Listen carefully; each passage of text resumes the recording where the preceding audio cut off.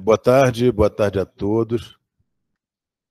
Nós estamos iniciando aqui a nossa reunião mensal da Frente Parlamentar da Medicina, com apoio aqui do Instituto Brasil de Medicina, quando nós vamos discutir um tema muito importante para nós, que é a relação dos prestadores com as operadoras, enfim, com o setor da saúde suplementar no nosso país, que é um setor importante que abarca cerca de 48 milhões de usuários e que está sendo fruto de uma discussão muito ampla na nossa casa, lá no Parlamento, porque lá nós estamos construindo um novo marco legal para a saúde suplementar e, certamente, a participação da Agência Nacional de Saúde Suplementar como um importante órgão regulador independente desse setor será fundamental na construção desse relatório. Então, eu quero aqui dar boas-vindas à diretoria da ANS, que veio aqui, que nos prestigiou com a sua presença maciça no nosso evento, e eu quero aqui agradecer a atenção do nosso presidente da ANS, Paulo Rebelo, a presença do Scarabel, que é o presidente adjunto, do César Brenner, do Maurício Nunes e do Bruno Martins, que estão aqui presentes, que vão falar a respeito de 3 pontos importantes para nós, que são a remuneração, os modelos de contratualização e empacotamento de consultas. Quero também saudar aqui a nossa presidente da Comissão dos Planos de Saúde, nossa querida colega Soraya Manato, nossa colega médica, e o nosso deputado Luizinho, que está aqui presente, vai acompanhar a reunião, deve estar chegando aqui na nossa sala daqui a alguns minutinhos, já está presente aqui no local de reunião, e já chegou aqui, e é o presidente da Comissão de Seguridade Social da Casa, o nosso coordenador da Comissão Externa do Covid, que foi a única comissão que funcionou, Paulo, na nossa casa presencialmente durante toda a pandemia e que criou todos os marcos legais que são utilizados no enfrentamento da pandemia de Covid-19 no nosso país. Quero aqui dizer que o nosso evento é enriquecido com sua presença, meu querido amigo. E vou passar em seguida a palavra ao nosso querido presidente Paulo Rebelo para fazer considerações a respeito do nosso evento e passar em seguida a palavra para o nosso primeiro expositor. Deputado Irã, agradeço o convite em nome da diretoria colegiada da Agência Nacional de Saúde Suplementar, presidente da comissão especial, deputada Soraya, deputado Luizinho, que os três têm uma trajetória brilhante na área da saúde. Então, só tenho a agradecer o convite feito para que nós estivéssemos aqui, podendo dialogar, podendo trazer a visão da agência nos diversos assuntos que envolvem a saúde suplementar. De antemão, já agradecer a deferência que Vossa Excelência fez à agência quando da apresentação do plano de ação da comissão, em que informou que a agência participaria de todos os atos e todos os momentos da comissão, porque esse é o Estado, quando optou por ter uma agência reguladora, é exatamente para isso, para esse fim, ou seja, a gente tem um corpo técnico de excelência, e aqui nós temos 3 servidores da agência que compõem a diretoria colegiada, além do diretor Rogério e a mim, que não sou da agência, mas é uma agência que tem, o mais novo, eu brinco que tem 15 anos de experiência no setor de saúde suplementar. Então, agradecer o convite e nos colocar à disposição sempre que possível, todo e qualquer momento que o parlamento quiser entender necessária a nossa participação, pode ter certeza que estaremos juntos, estaremos trazendo uma visão técnica dos diversos temas. É um setor altamente heterogêneo, um setor com vários atores, com interesses divergentes, e a nossa missão institucional, que é exatamente promover a defesa do interesse público, regulando os planos de saúde e as relações tanto com os prestadores quanto com os consumidores, além de promover as ações de saúde no Brasil. Então, nós estamos aqui sempre que for necessário para que facilite a tomada de decisão dos senhores e das senhoras deputadas e deputados. Então, são essas palavras iniciais. Estou aqui com o diretor de normas e habilitação de produtos, que é o Dr. Rogério Scarabel, nosso diretor, ex-diretor, presidente substituto, Dr. César Brenha, que é um diretor de desenvolvimento setorial, diretor Maurício Nunes, que é o diretor de fiscalização, e o diretor Bruno, que é o diretor de gestão, ou seja, e eu assumindo a presidência, acumulando a presidência com a diretoria de normas e habilitação das operadoras. Então, todo o corpo diretivo da agência está aqui, demonstrando mais do que nunca a importância de eventos como esse, que o senhor vem elaborando, de estar dialogando sobre diversos assuntos, e nos colocamos à disposição para, enfim, abrir para perguntas. Eu acho que tem dos temas que foram colocados, foram propostos, é um tema que envolve a área de desenvolvimento setorial.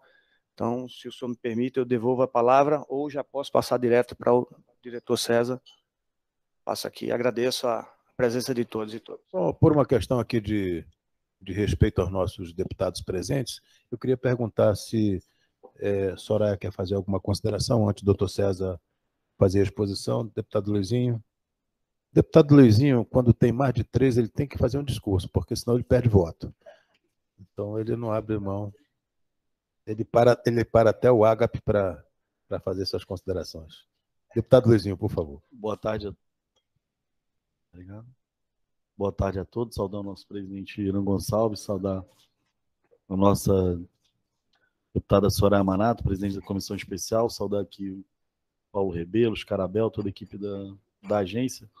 Irã, acho que é muito importante para o conjunto da Frente Parlamentar da Medicina e para os que possam nos acompanhar aqui nessa ação, ter a presença da agência, agradecer aqui, Paulo, a deferência, que acho que é um momento muito difícil, o país nunca viveu um momento tão difícil na relação entre o setor saúde, tanto com as operadoras de plano de saúde, hospitais, clínicas, médicos, profissionais de saúde, nunca tiveram tanta demanda quanto os anos 2020 e 2021. Nós estamos vivendo efetivamente um dos momentos mais marcantes em que o nosso setor foi mais sobrecarregado. Nunca nossa área de saúde nunca foi tão testada quanto nesse momento. E acho que, acima de tudo, só tem um caminho para resolver qualquer conflito e qualquer problema e qualquer construção futura, que é o diálogo. Então, a oportunidade de a gente estar aqui dialogando, fora, inclusive, da nossa casa, fora de todos os trâmites, vamos dizer assim, que são necessários para a nossa transparência, né? Que todas as nossas reuniões são gravadas, transmitidas por YouTube, tudo está documentado. A gente poder conversar, fazer perguntas, dirimir dúvida, acho que é muito importante. Agradecer a cada um de vocês que está aqui presente hoje, parabenizar o nosso presidente Irã pela iniciativa.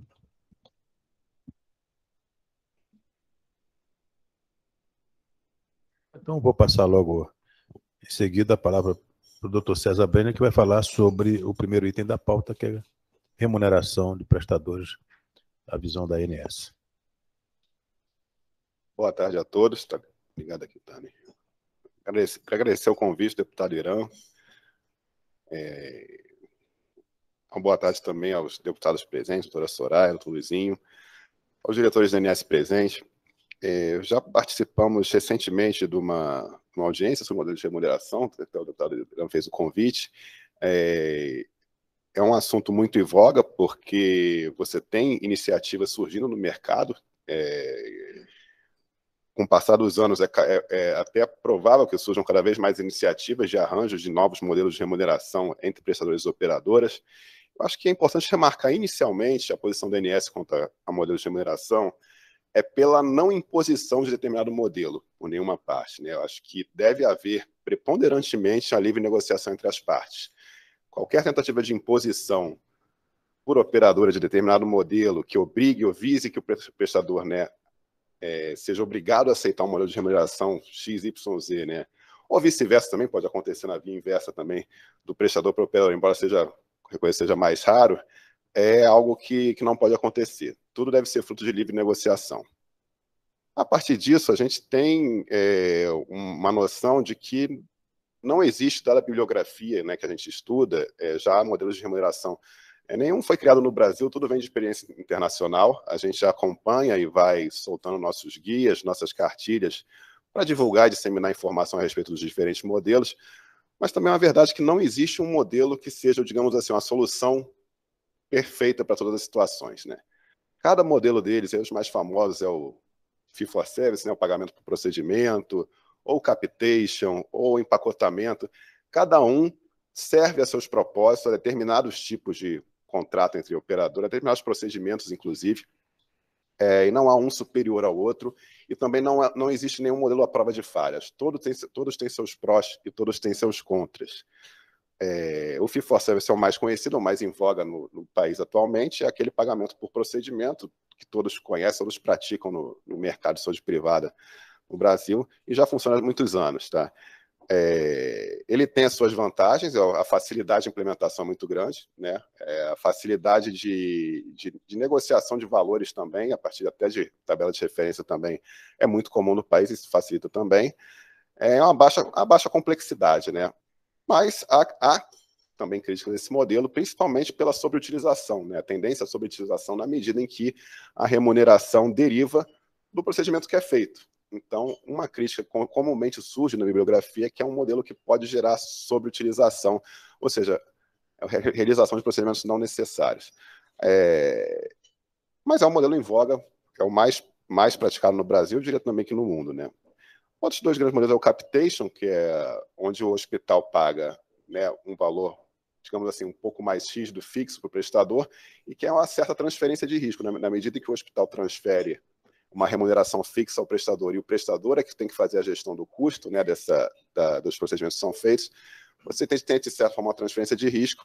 Ele também tem as vantagens, né, algumas vantagens também e desvantagens. A vantagem principal é que ele estabilizaria o fluxo de caixa da operadora, estabilizaria o custo, né, principalmente o fluxo de caixa na parte de custos. Para o prestador, você passa a ter uma remuneração mais previsível, fixa. Eu até lembro que no momento de pandemia, quando houve uma queda muito grande, né, no início da pandemia com relação à remuneração dos prestadores, quem tinha capitation não sofreu esse tipo de queda, porque já estava prevista a entrada da receita independente da utilização. Então, quer dizer, é um modelo que também pode até ter suas vantagens para o prestador. De novo, tudo depende do caso a caso, não tem uma bala de prata para isso, né? Tem sempre as vantagens e desvantagens. Mas também pode causar, em alguns casos, pode causar dificuldade do prestador quando há um descasamento, claro, entre o que entra de receita, né, que é um tanto quanto fixada, quanto a oscilação dos custos, né? Também tem o empacotamento, que é muito feito no aspecto, né, desde a entrada até a saída do paciente. Também não se aplica a todos os casos. Tem as vantagens para procedimentos digamos assim, de maior previsibilidade de desfecho, que dão menos complicação, né? Você consegue fazer um empacotamento mais redondo, de forma que você elimine alguns custos de negociação e custos de auditoria também, que muitas vezes acontece, né? Que é uma atividade paralela aí à atividade de saúde, dos planos de saúde, e que envolve muito o embate, né, entre prestador e operadora, a questão da auditoria de contas médicas, né? Então, tirando esse custo acessório, você consegue chegar num meio termo aí que gera alguma vantagem, tanto para a operadora quanto para a prestadora, no caso do empacotamento, mas que também não se aplica a todos os casos.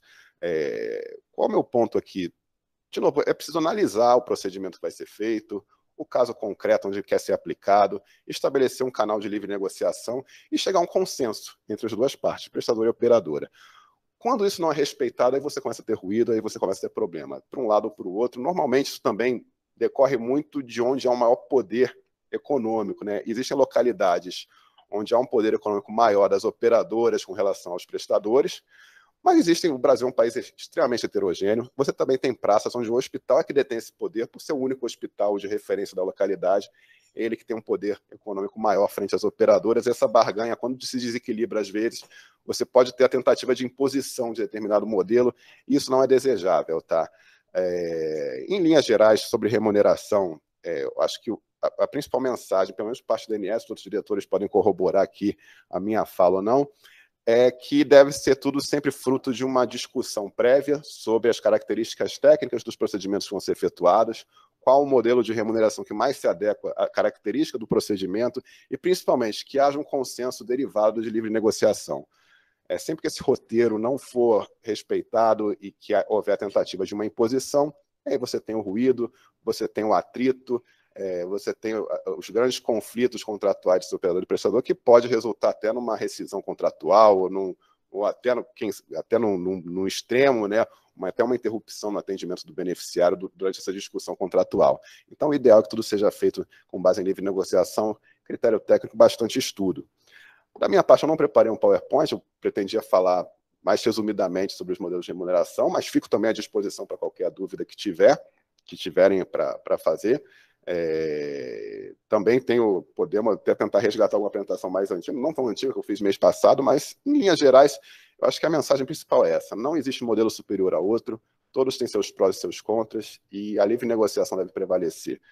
Doutor Irã, se tiver alguma pergunta, fico à disposição, mas devolvo a palavra. Nós temos alguns colegas nos acompanhando remotamente. Eu perguntaria se algum dos colegas quer fazer alguma consideração, alguma pergunta ao doutor César. Estou vendo Sorbânia, Francine, Carlos Fernando. Algum de vocês quer se manifestar?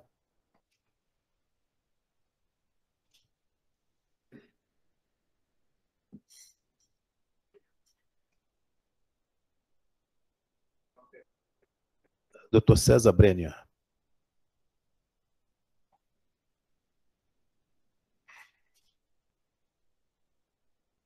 Bom, querida Soraya, você quer fazer alguma pergunta, Soraya? Eu vou fazer uma pergunta aqui. Nós temos sentido, doutor César, uma reação negativa muito grande do movimento médico em relação ao capitation. Porque o movimento médico diz que o capitation ele é um modelo que ele tira a discricionalidade do paciente, porque quando você fecha um pacote com uma determinada instituição para atender um determinado número de vidas, por um valor já pré-estabelecido, o que acontece? Você tira essa adicionalidade, o paciente é obrigado a ir naquele serviço, e o pior, isso seria uma tentativa da operadora dela diminuir sinistralidade. Eu vou lhe dar um exemplo prático, puxando um pouco a brasa para a minha sardinha, que sou oftalmologista. Por exemplo, se eu lá no meu estado contratualizar com uma operadora para atender 50 mil vidas por determinado valor, eu, assim, até de uma forma, até porque a saúde suplementar é um negócio, né? Aliás, um negócio muito lucrativo e está um pouco assimétrico, quer dizer, tem muita gente ganhando muito dinheiro, quer dizer, muita gente não, eu acho que até a menor parte das operadoras ganham muito dinheiro, e tem umas prestadoras que são muito menores, das 700 e poucas que nós temos no país. Mas quando nós utilizamos capitation, a gente também termina, vou te dar um exemplo, o paciente que operar de catarata, ele pode operar hoje, uma cirurgia que ele pode operar hoje, daqui 6 meses, daqui a 1 ano.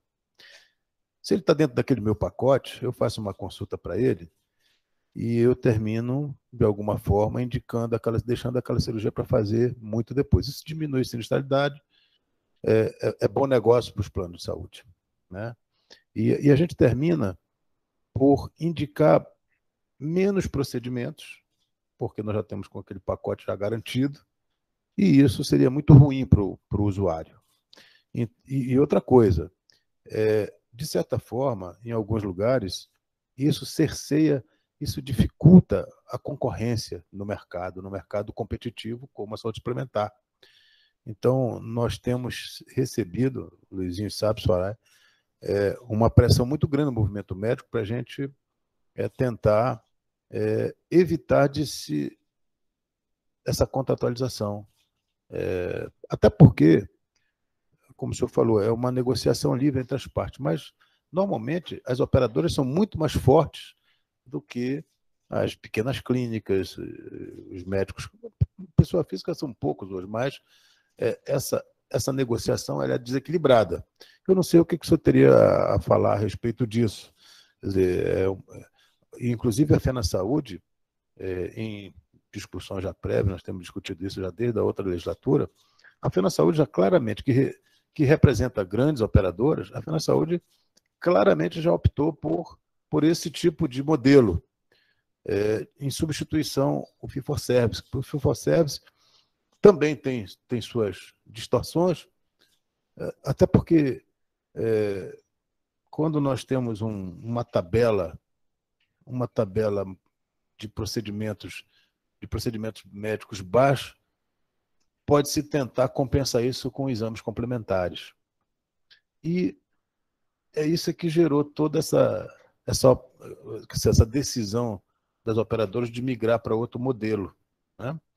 E eu queria saber como a gente se proteger disso, porque realmente, se a ANS fizer uma pesquisa em relação ao que os prestadores médicos acham desse modelo capitation, você vai ver que o movimento é forte contra isso. Eu acho que a gente podia fazer um fee-for-service. O que falta muito é auditoria e controle. Faltou auditoria e controle, porque houve distorções no fee-for-service. Entendeu? Agora, se a gente fizer um controle mais rigoroso, e hoje é muito fácil fazer isso, com todas essas plataformas que a gente controla tudo. Eu controlo as coisas da minha clínica aqui no meu celular. Eu sei quando alguém está roubando alguma coisa na minha clínica através do programa que eu tenho aqui. Controle de estoque, controle de lentes intraoculares, de lente de contato. Funciona, é muito fácil a gente saber quando está havendo distorção, ou está havendo fraude, entendeu? Então, eu queria saber qual é a sua opinião sobre isso, porque o capitation vai ter uma reação muito grande do movimento médico. Tem sido muito mal recebido, tem muitas discussões a respeito e é muito mal recebido pelo movimento médico brasileiro esse modelo. O que o senhor tem a dizer sobre isso? Bom, com relação a uma reação negativa, eu entendo que isso faz parte do conhecer, estudar e negociar a aceitação ou não do modelo. É claro, se há uma recusa dos profissionais ou de alguns estabelecimentos em migrar para um modelo ou outro de remuneração, é que eu não gostaria nem de rotular o capitation ou fee-for-service, mas qualquer que seja o modelo, porque todos têm seus prós e contras, é legítimo que haja recusa. Novamente, o que não pode haver é uma imposição por parte das operadoras. Então, se houver um movimento de não aceitação e tudo, entendo que pode ser uma avaliação de que não vale a pena, e se não vale a pena, onde um não concorda, não há acordo entre dois. Então, não chega a ser um acordo, não evolui a adesão do modelo. Claro, tem seus problemas. O capitation tem um problema clássico, o que o senhor colocou, doutor Irã, do prestador, por ter um orçamento fixo, acabar fazendo menos procedimentos do que às vezes até deveria para cuidar da saúde do seu paciente. Por isso que muitas vezes o capitation ele é colocado em conjunto com alguns indicadores básicos de qualidade que justamente visem mitigar esse efeito da subutilização indevida de procedimentos também pelos prestadores. Como eu disse, nenhum modelo é a prova de falhas, todos têm seus prós e contras, então o próprio capitation ele funciona muito melhor quando você coloca indicadores de qualidade em conjunto. E também, novamente, não é para todos os casos, todos os procedimentos ou todas as especialidades médicas ou da medicina que ele vai se mostrar o mais vantajoso. Isso depende de um estudo caso a caso, tá? E da mesma forma também, o fee-for-service também tem o problema que o doutor colocou muito bem, da superutilização, que gera custos acessórios de auditoria, e muitas vezes aquela briga de goza, né, de disputa de conta médica, que é um efeito também, que eu diria assim, um dos efeitos negativos também do fee-for-service, esse incentivo, né, você usar mais do que precisa, aí você tem a velha discussão de glosa, né, e dos cortes das contas. São dois exemplos muito bons de como não há um modelo que prevaleça em todas as qualidades, todos os defeitos sobre o outro. Por isso que não deve haver essa imposição, deve ser tudo fruto de uma negociação muito bem estudada também, né? Acho que é importante isso, aprofundar o conhecimento do modelo, ver os prós e contras, ver onde ele pode ser vantajoso, ver onde ele não pode ser vantajoso, e daí partir para aceitação, para migração ou não. Eu acho que tudo é fruto de uma apropriação, né, de conhecimento desses novos modelos que vem aí surgindo. Novamente, a livre negociação e o estudo aprofundado desses modelos tende a trazer os melhores resultados pela migração ou não. Mas é com naturalidade que a gente vê, né, a migração ou não, a recusa ou não por determinado modelo. Obrigado, doutor. Deputado Luizinho, por favor. A minha preocupação, César, aqui, aproveitando que a gente tem a oportunidade aqui, Paulo, de conversar um pouco, claro que todos os modelos têm problemas, mas hoje o maior desequilíbrio, do meu ponto de vista, Soraya, entre a relação a relação das operadoras com os usuários, a ANS faz uma regulação muito, muito firme, né? Com um percentual de reajuste para o plano individual. De alguma maneira, o plano coletivo tem uma livre negociação. O que a gente nota ao longo dos anos é que nós temos um reajuste acumulado, se você pegar de 18 para cá, no plano individual, e na maioria dos planos coletivos. De alguma maneira, dificilmente você consegue manter um plano coletivo nossos empresariais, sem reajuste. Né? Ninguém tem essa força, ninguém consegue ter esse número de vidas que não consiga conter reajuste, até porque tem uma sinistralidade, tem um desequilíbrio, tem uma inflação médica que está sempre presente. Mas o maior problema nosso, e aqui eu estou falando pela medicina, por estar aqui como frente parlamentar da medicina, é que nós não temos nenhum tipo de compromisso das operadoras com os prestadores de serviço, Paulo. Nós temos estruturas nossas lá, clínicas, hospitais, que nós estamos sem nenhum reajuste das operadoras conosco desde 2018. Se você pegar um reajuste acumulado, Carabel, talvez de 18 para cá, em plano individual, a gente deve ter o quê? 20%? Se você fizer um acumulado. Tirando esse reajuste negativo, se você pegar 8% por ano, é isso mais ou menos, você tem 20%. Nós não temos nada, compromisso das operadoras com os prestadores de serviço é zero, Irã. Uma das sugestões minhas para a comissão especial é que pelo menos tenha um compromisso de metade do reajuste. Porque, assim, tem coisa que nós estamos num valor de 2018, eles estão num valor de 2021, no valor de 2017, e não há reajuste. Porque hoje, infelizmente, e a cada ano que passa, a gente tem duas curvas que elas estão cada vez mais, vamos dizer assim, se afastando. Um é o número de médicos e o número de prestadores de serviço crescendo. E outro é o número de operadoras caindo.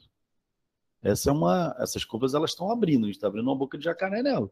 Cada dia que passa, nós temos uma formação maior do número de médicos, um número maior de prestadores de serviço, e a cada dia que passa, Irã, a gente tem um número menor de operadoras. A gente trabalha com um mercado mais concentrado. Eu vejo com muita preocupação, a partir do momento que a gente não tem nenhum tipo de, vamos dizer assim, de regulação, de discussão nacional ou regional sobre as relações entre prestadores e operadoras para uma coisa só livre negociação, porque na sua grande maioria nós também não temos poder de barganha na negociação. Simplesmente se você não aceitar alguma coisa ou se você não conseguir um reajuste, você descredencia. Esse eu acho que é um dos problemas que a gente está passando, Irã, com o sucateamento do que a gente tem de plano de saúde. A gente está hoje vivenciando, e aqui cada um de nós aqui, na sua maioria, acho que tem plano de saúde, na maioria dos procedimentos hoje, não consegue ter cobertura, não consegue que o médico opere e cobre do plano de saúde. Na sua grande maioria, já está tendo que pagar para receber essa questão, receber esse como reembolso, que é uma realidade já na anestesia que está ampliando. E, na sua maioria, o reembolso também não é integral. O que a gente vem vivendo, porque, de alguma maneira, a realidade vem sendo distorcida, e, obviamente, o marco regulatório é muito pesado para as operadoras, né? A gente não tem modalidade de opções, mas se a gente olhar, a gente tem uma precarização num processo como um todo. Uma precarização para o usuário, que não consegue ter todos todos os serviços cobertos, com algumas operadoras postergando data. Isso vocês têm... Quando eles reclamam, quando os operadores reclamam da agência, é porque a agência tem sido rigorosa na cobrança com isso, com o número de NIP, com a cobrança em relação aos operadores. Mas o que a gente precisa, que me deixa agoniado, na questão de seja fee for service ou seja capitation, da mesma maneira, nós prestadores de serviços, estamos sendo jogados para o abismo. E nós estamos sendo jogados para o mercado desregulado. Que essa é uma outra realidade. Né? Hoje, a maioria do Brasil está migrando para o mercado desregulado. Várias clínicas ambulatoriais vendendo planinho sem nenhuma regulamentação. Essa já é uma grande realidade de mestrinho no meu estado. São Paulo também. Todo mundo aqui trabalha no Rio de Janeiro.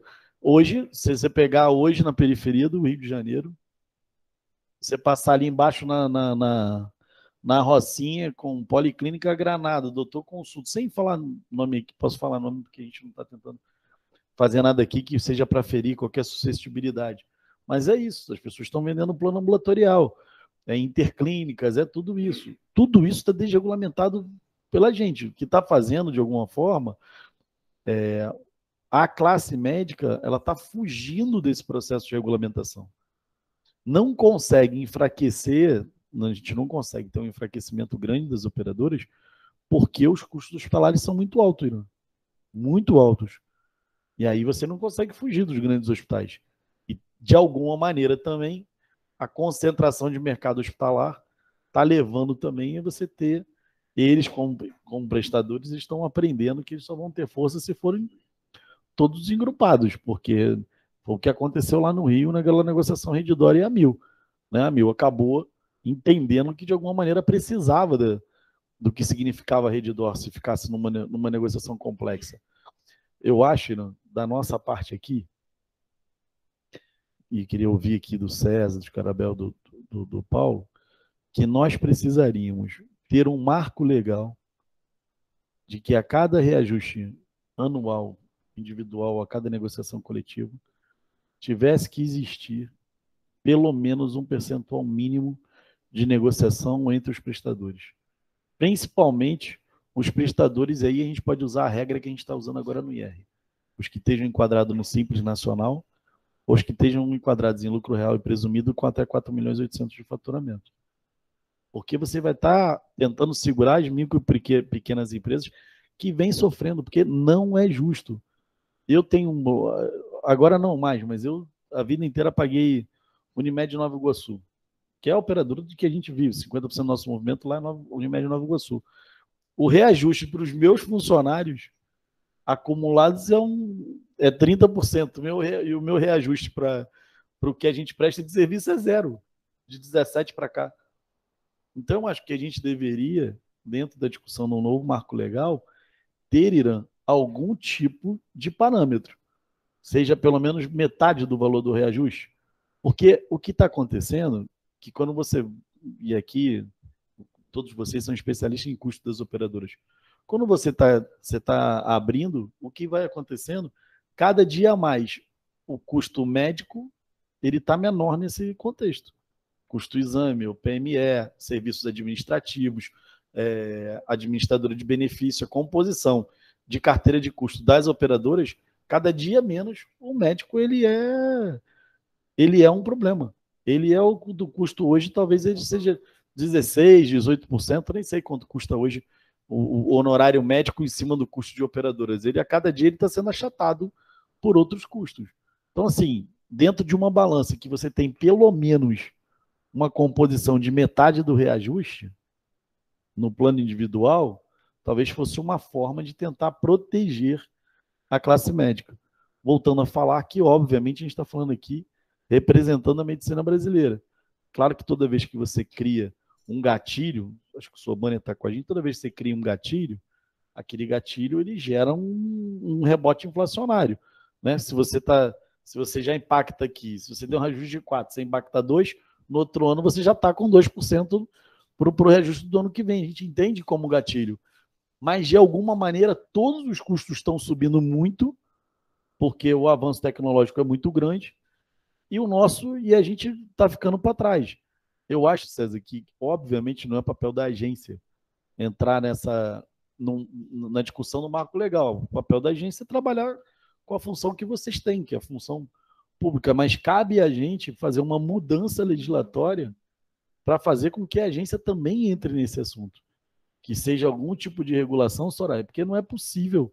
Se você pegar o honorário, aí seja no FIPOSEB, você viu do Capitation, o Capitation, assim como verticalização, outros processos que vão acontecer, eles naturalmente vão acontecer até se achar um modelo, ou até não achar ninguém que faça. Porque o que vai acontecer no final, e o que é o que está acontecendo com a precarização médica, eu estou falando muito, mas o que vai acontecer com a nossa profissão é que ninguém vai fazer determinado procedimento. Você hoje tem dificuldade de pegar uma pessoa abaixo de 30 anos que sabe fazer uma prótese total de joelho. Abaixo de 35 você não tem quase ninguém. De 30 você não tem ninguém, 35 você não tem ninguém. O que reflete que no futuro, quem souber fazer prótese de joelho e se dispor a fazer vai ganhar muito. Porque está todo mundo precarizado, está todo mundo querendo dar plantão. E não, os meninos dão 3 plantões por semana, eles estão fazendo 30 mil por mês. O cara, para fazer 30 mil num consultório, com demanda, custo, marcar cirurgia, operar, é quase impossível, mestrinho. Muito, muito difícil, ainda mais na atual tabela. Mas é isso, a minha questão de tudo que eu falei aqui é a gente fazer algum tipo de índice de correção, Irã, entre o prestador médico e a operadora.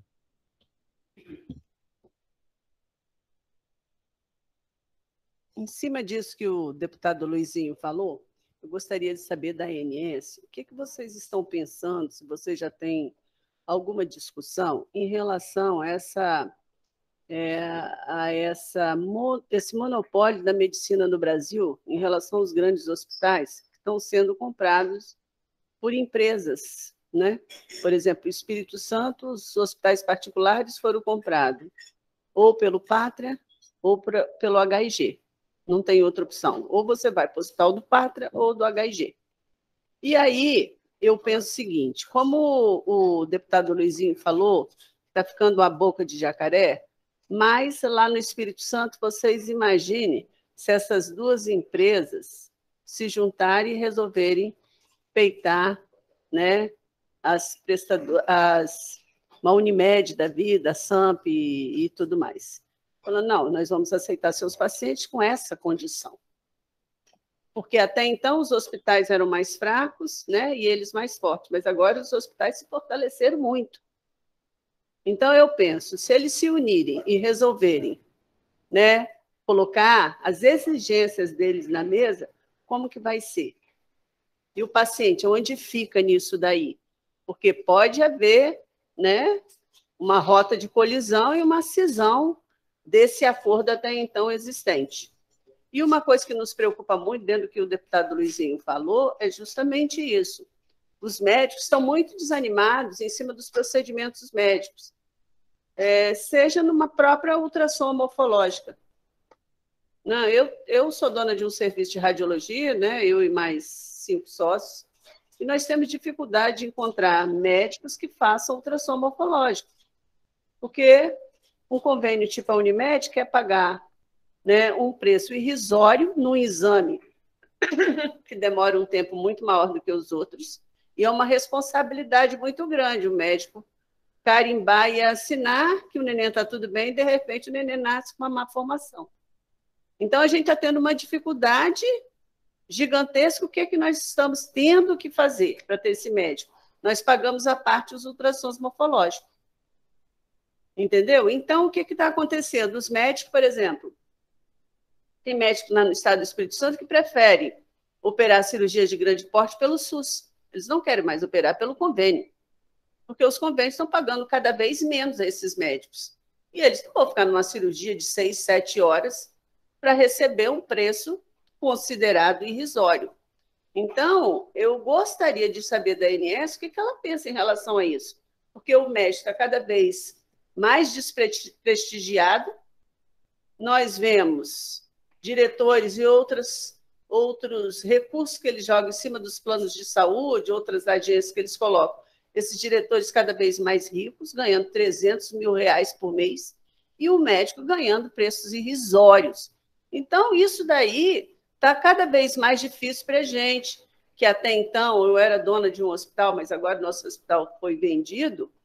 Está cada vez mais difícil você ter um médico, né? Um médico de padrão, preparado para fazer aquele tipo de procedimento, seja o exame complementar, um procedimento cirúrgico, pelo preço de um convênio. Então, vai chegar a situação que o médico não vai mais querer fazer esse tipo de procedimento e os hospitais vão ter que pagar por fora esse médico para ele realizar. Isso daí é o caminho que a gente está chegando, porque também, cada vez mais, os médicos estão se especializando. E eu queria saber da Inés também, esses planos de saúde, principalmente para idosos, né, que estão se proliferando no Brasil, que são planos de atenção básica, e na hora que o idoso precisa de uma internação, ele não tem onde internar, ele tem que recorrer ao SUS, por exemplo, que muitos desses planos nem hospital tem. Entendeu? Então, eles pegam todo esse dinheiro desse paciente que paga, na hora da internação é o SUS que acaba sendo sobrecarregado com esse tipo de paciente. A gente tem visto isso muito acontecer. No meu estado, eu penso no estado do Irã e outros estados. Então, são situações que estão acontecendo, são distorções dentro da medicina, que a gente vai falar onde isso vai parar. Onde que a medicina do Brasil vai parar? Aonde que os nossos médicos vão querer trabalhar? Eles vão querer fazer um mínimo de consulta por mês, um mínimo de cirurgias por mês, porque eles sabem que eles trabalhassem o triplo, vão ganhar mais ou menos a mesma coisa. Então, isso que está ocorrendo com a medicina. Profissionais de ponta, excelentes, a gente não está conseguindo mais fazer a adesão desse profissional nos hospitais para atender o paciente, que na realidade nos interessa. Então, a gente que vive isso dia a dia está vivenciando na pele esse tipo de problema muito sério que está acontecendo no Brasil. Você sabe disso, né, Ira? Obrigado, presidente Soraya. Vou passar aqui para o nosso presidente Paulo Ribeiro para suas considerações. Deputada, obrigado pela pergunta. Eu vou fazer só uma... Na verdade, o deputado Irã deu uma saidinha e depois eu passo para o deputado Luizinho, para que o César possa responder a indagação. E eu vou dividir a resposta da deputada Soraya em 3 momentos. A primeira relacionada à questão do monopólio dos hospitais, que ela fez essa menção. De fato, a gente vem acompanhando, desde que houve a abertura, acho que em 2015, da possibilidade de recurso estrangeiro no país, nós estamos observando e acompanhando esse processo de consolidação e aquisição tanto de operadoras quanto de hospitais. Obviamente, isso é um processo que nós acompanhamos, ao meu ver, eu entendo como um processo normal, a exemplo do que a gente consegue ver no próprio outros mercados de seguros, por exemplo, é um processo que houve esse período de consolidação. Hoje nós temos, eu acredito, 135 seguradoras, mas o fato é que nós, agência reguladora, nós não temos competência, deputada, para regular esse tipo de situação.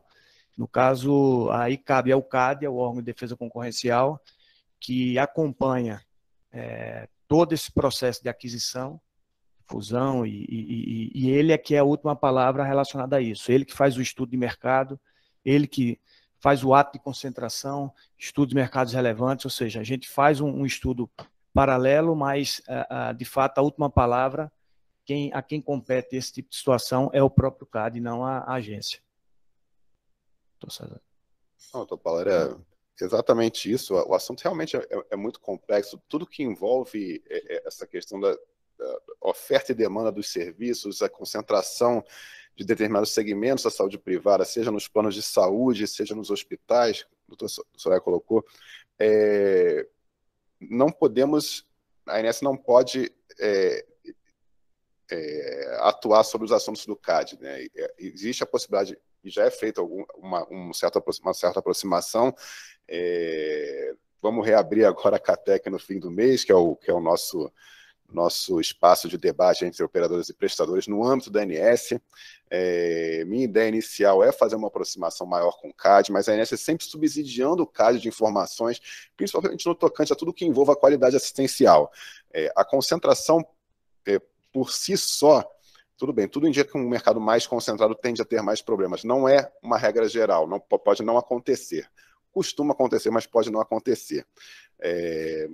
Mas essa avaliação de que nível de concentração pode se tornar prejudicial, ela é feita pelo CAD, a gente não pode invadir as competências, infelizmente. Podemos atuar novamente numa parceria, eu acredito que há um espaço de aproximação maior de ANS-CAD, para justamente subsidiar essa análise que é feita pelo CAD e mostrar o nosso ponto de vista também com relação a onde pode ter mais chance de dar ou não dar problema, para que o CAD tenha uma atenção maior também quando for fazer a sua análise.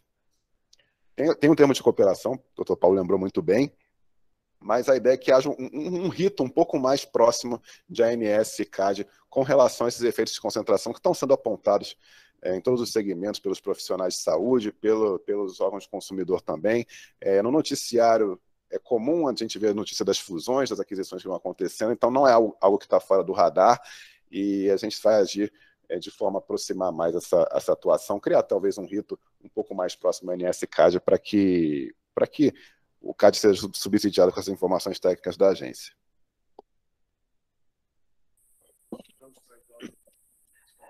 Teve uma colocação. Eu vou fazer só uma abertura, então, depois o Maurício pode continuar a prosseguir. Em relação aos planos de saúde para idosos, assim, os planos de saúde eles têm que estar abertos a todo tipo de adesão. Esse é o primeiro ponto, porque não pode ter nenhuma seleção de risco, absolutamente nenhuma seleção de risco nas operadoras. Agora, quanto à questão de não ter o paciente não ser internado e ser jogado para o SUS, aí precisaria analisar caso a caso, porque somente os planos ambulatoriais é que não dão direitos à internação. Se é um plano de saúde e se tem a previsão, a contratação hospitalar, então ele não pode ser simplesmente transferido desde que esteja dentro da norma contratualizada e dentro do rol da agência. Então, assim, simplesmente ele não ser internado e ser jogado para o SUS, isso é uma irregularidade, tem que trazer a notícia à ANS para que possa estar averiguando. Ainda mais quando a fala da senhora, me parece que algo existe uma frequência muito grande. Ou não é um plano de saúde, ou esse plano está realmente muito irregular. Maurício, quer completar?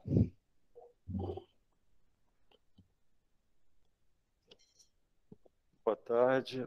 Inicialmente, queria agradecer, deputada, o convite feito por Vossa Excelência, agradecer a deputada Soraya, deputado Luizinho.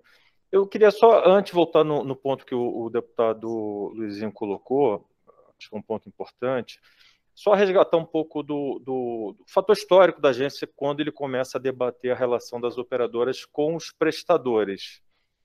A agência ela foi criada em 99 por meio de uma medida provisória e a conversão em lei em 2000.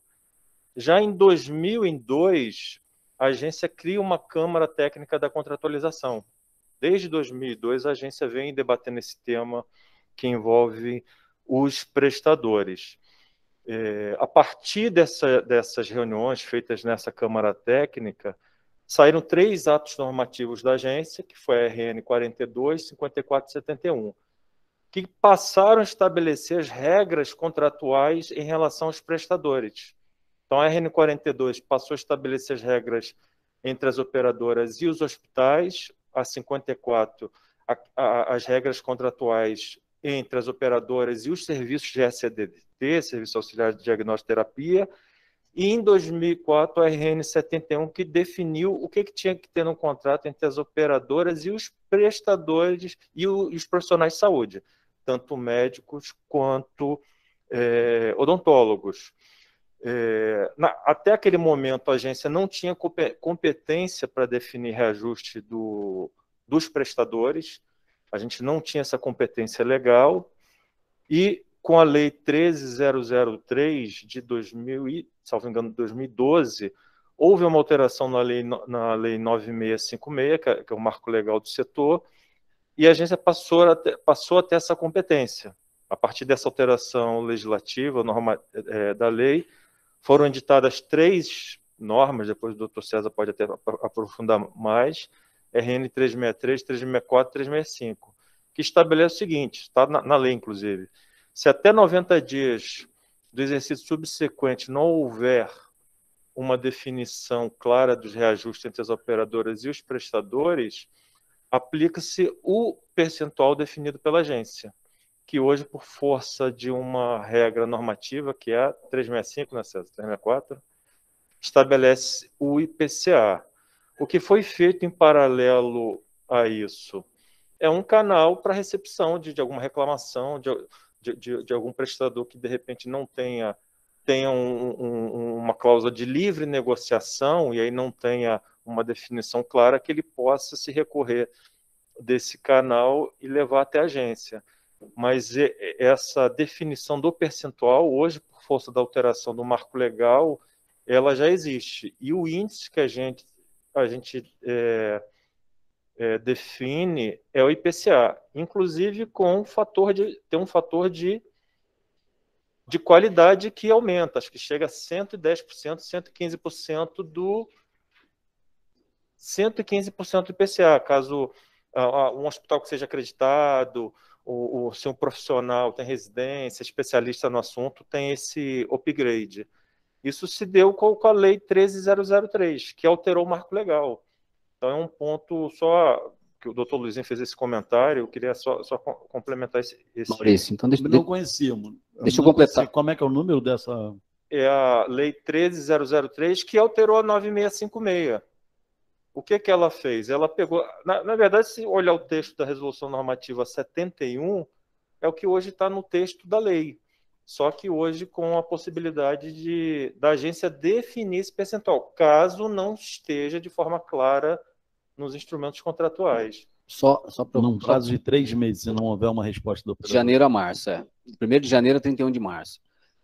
E só para completar aí o que o Boris falou, assim, no texto da lei, ele diz que é imperativo, é uma obrigação da operadora ter o reajuste. Claro que ele pode ser negociado e tudo mais. Então, o nosso entendimento é que tem que ter o reajuste. Se não for aquele que foi contratualizado, ou seja, se não tem nada contratualizado, então aplica-se o reajuste da agência, que é IPCA mais 5, mais 10 ou mais 15, dependendo da qualificação do prestador. E em relação ao que foi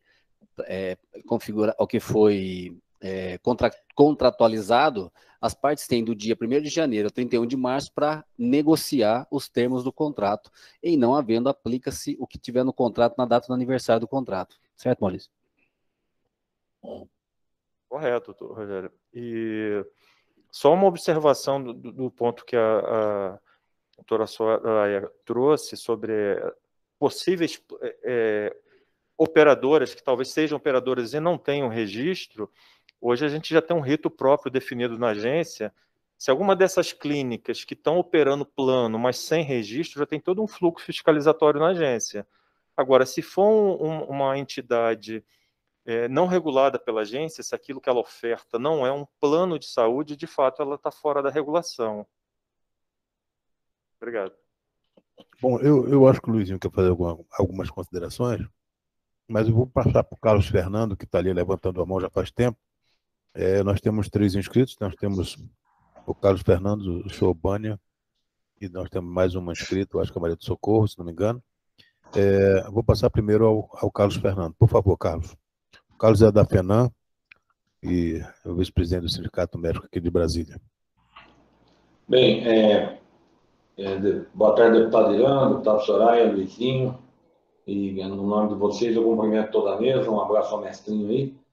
Apenas dar um oi a vocês, estou acompanhando aqui, né, e como representante da FENAM, como bem o Irã falou, e fiz algumas anotações e depois no final a gente faz uma rodada aí de perguntas aí, e parabenizar a todos. Obrigado.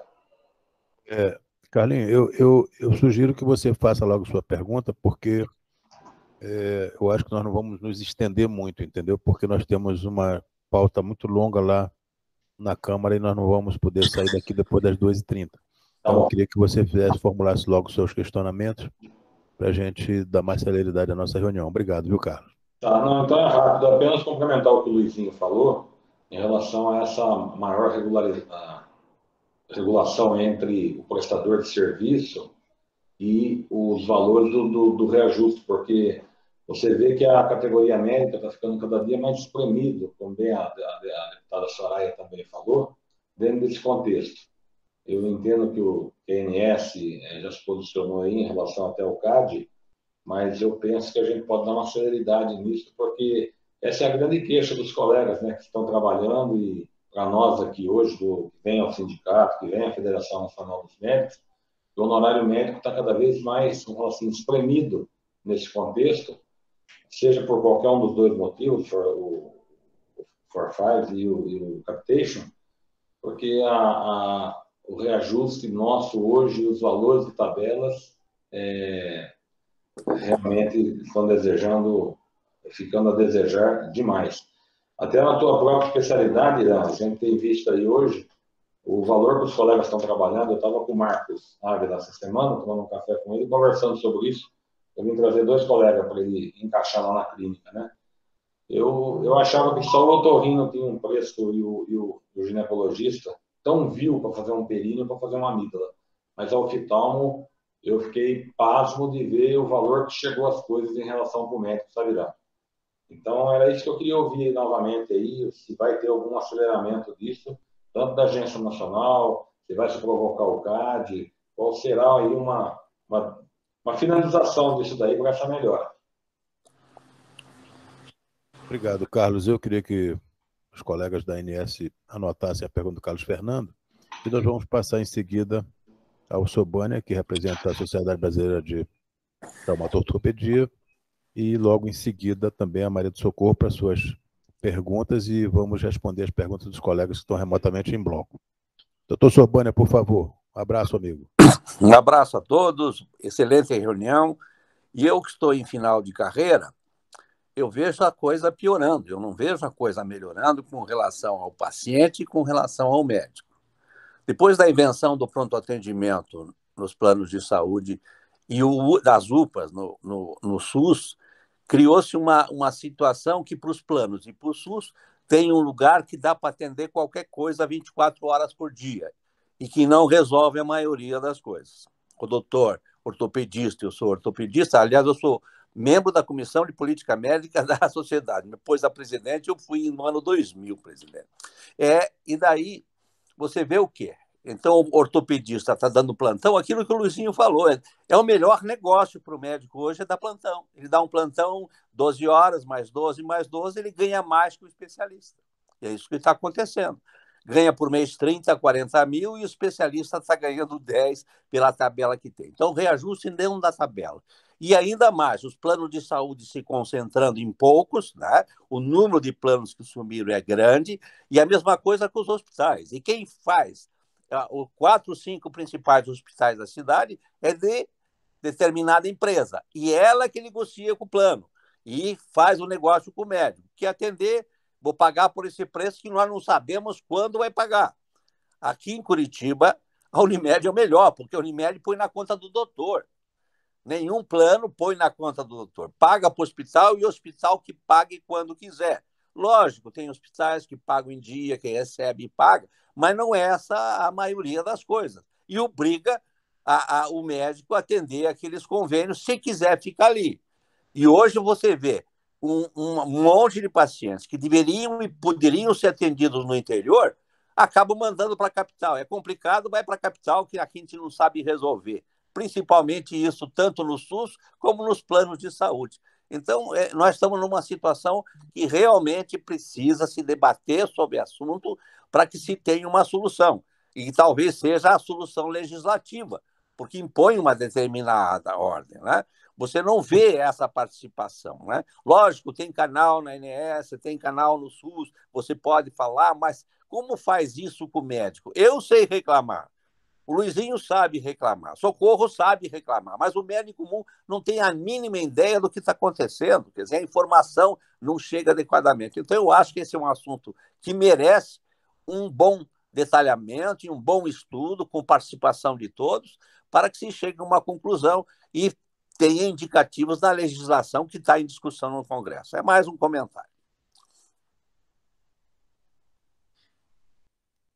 Obrigado, Sobânia. Vamos passar em seguida a palavra à doutora Maria do Socorro, que nos acompanha também aí remotamente. E é um prazer tê-la aqui. Socorro é uma pessoa muito presente nas nossas discussões e representa a cirurgia pediátrica. Socorro, por favor.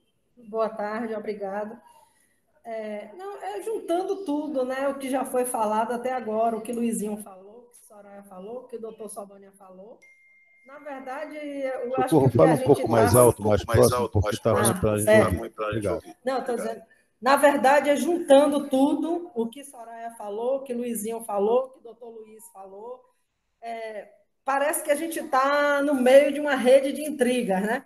Primeiro, a abertura desenfreada de faculdades, aquela velha máxima de que médico é branco, barato, se encontra em qualquer lugar. Aí os hospitais se fortalecem, negociam tabelas melhores para os honorários hospitalares, né, para os custos hospitalares, não negocia para o médico recebe através do hospital, é bitributado, porque na hora que o hospital repassa para o médico, desconta impostos, o médico, por sua vez, tem que pagar os impostos de sua PJ e a gente vai ficando nessa. E quando a gente cobra direto do paciente dentro do hospital, o hospital não se responsabiliza, normalmente o paciente vai embora antes da gente cobrar e o hospital não se responsabiliza por isso, e a gente está ficando a parte mais enfraquecida do que já era. Porque eu acho que nós somos a única profissão que a gente não dá preço por nosso serviço. É quem compra que dá o nosso preço, e o mercado também não serve para a gente, porque tanto importa a gente estar com a grande número de especialistas ou pouco número de especialistas, o preço é o mesmo para todos. Então, a lei de mercado também não funciona com a gente. E a gente se vê desamparado, porque a gente não sabe a quem perguntar. Porque vai para a ANS não regula devidamente as operadoras de plano de saúde, os reajustes dos médicos. No entanto, as operadoras reajustam o que nós pagamos a ela, reajustam frequentemente, nós não temos reajuste. Aí vai o CAD. E aí, cadê? A gente está desamparado do CAD porque os hospitais estão se fortalecendo, as redes hospitalares se fundindo, tendo maior poder de barganha, assumem um determinado hospital, demite todo mundo que trabalha naquele hospital, contrata todo mundo novo com honorários mais baixos, e quem é que nos defende, quem é que nos protege?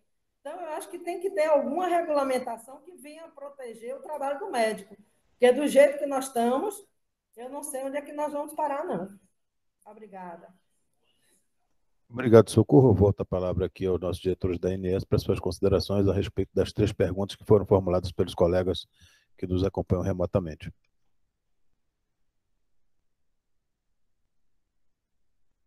Bom, vou responder aqui a do Dr. Carlos Fernando. Dr. Carlos Fernando, o Dr. César bem mencionou aqui que no próximo dia 28, se não me falha a memória, nós teremos 26, a retomada da CATEC, que é a Câmara de Contratualização entre prestadores e operadoras.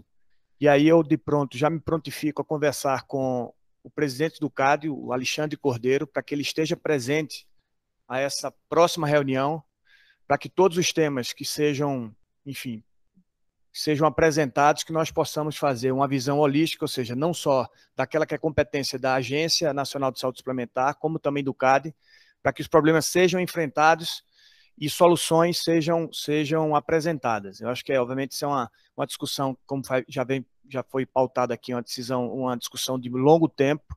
Agora, eu acho que os problemas têm que ser enfrentados, e o César, o diretor César, ele tem tido uma sensibilidade maior em razão a essa situação, tem conclamado e todos os diretores participem, porque antes era uma reunião da CATEC em que só havia a presença de um único diretor, e agora todos os demais diretores estarão presentes, e eu acho que com a presença do CAD de forma mais ativa, baseado também nesse termo de cooperação que nós temos com ele, eu acho que os temas históricos serão enfrentados e questões vão ser solucionadas. Só lembrando que a 363, essas 3, na verdade, resoluções que o doutor Maurício havia pontuado, a 363, 364 e 365, foi objeto foi analisado pela diretoria colegiada, em que tinham situações e apontamentos do próprio CAD que, à época, não foram bem enfrentados, ao meu ver, uma vez que o voto divergente foi meu, que acabei divergindo do diretor à época, não era o diretor César, o diretor Rodrigo, mas são questões que precisavam ser enfrentadas porque havia problemas com relação à procuradoria, havia observações com relação aos conselhos de classe também, bem como ao apontamentos do CAD. Então, eu acho que essas questões precisam ser enfrentadas, debatidas, e como o doutor Luizinho bem mencionou, eu acho que através do diálogo a gente vai conseguir chegar a uma resposta a todas essas questões. Doutor César, aqui, eu acho que na primeira, doutor Carlos Fernando, eu acho que eu respondi. Tem doutor Sorbonne. Sorbonne,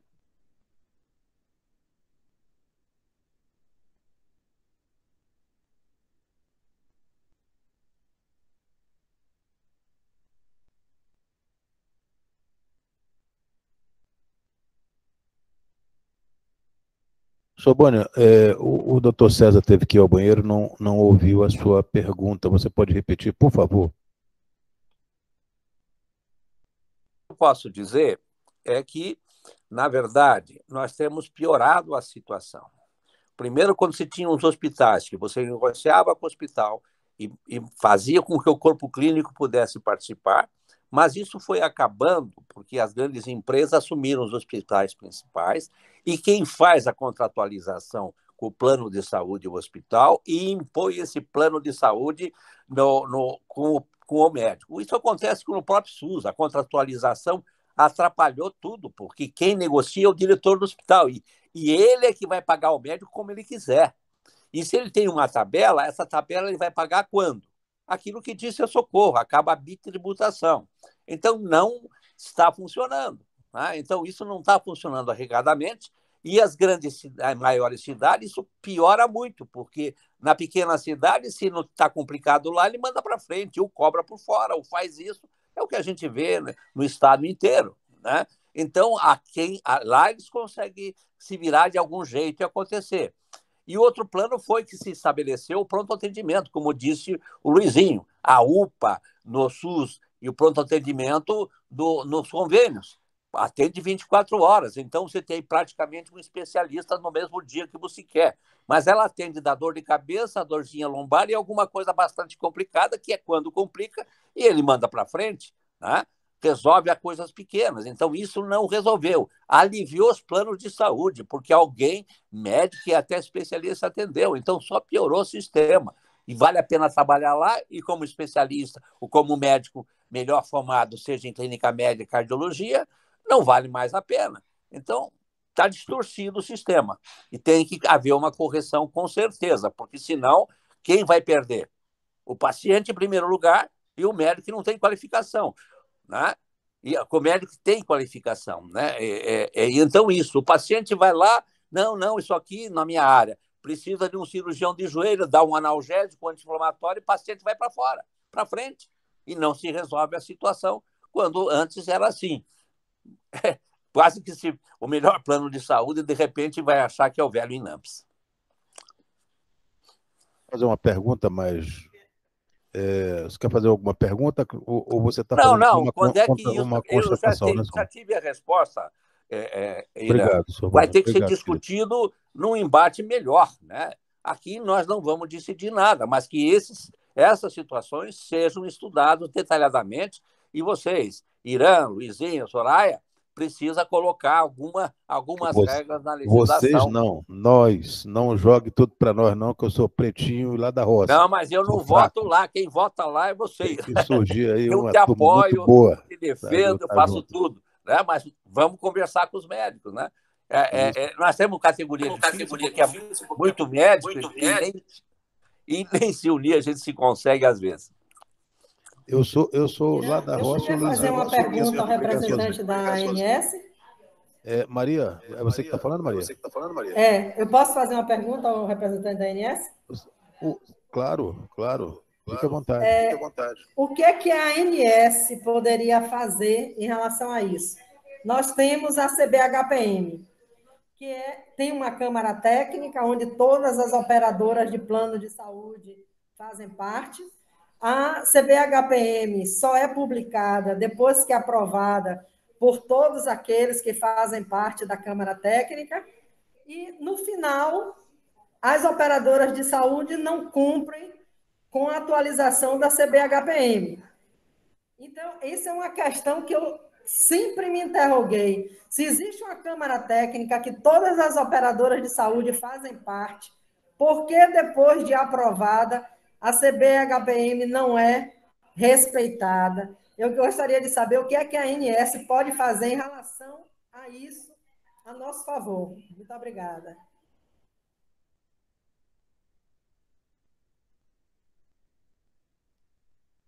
Oi. Bom, vou primeiro fazer uma resposta aqui para o doutor Sobane. Com relação a essa questão que foi colocada tudo deriva muito, a meu ver, dessa parte dos novos desenhos da concentração, da consolidação que vem surgindo no mercado.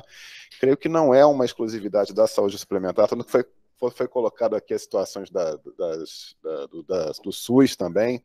É um assunto complexo, deriva de uma acomodação de poder de força de mercado aí, que no meu entendimento, precisa ser trazido um debate que envolva também o Ministério da Economia, Sistema Brasileiro de Defesa da Concorrência, eu estou falando do CAD, das secretarias que dão suporte ao CAD também.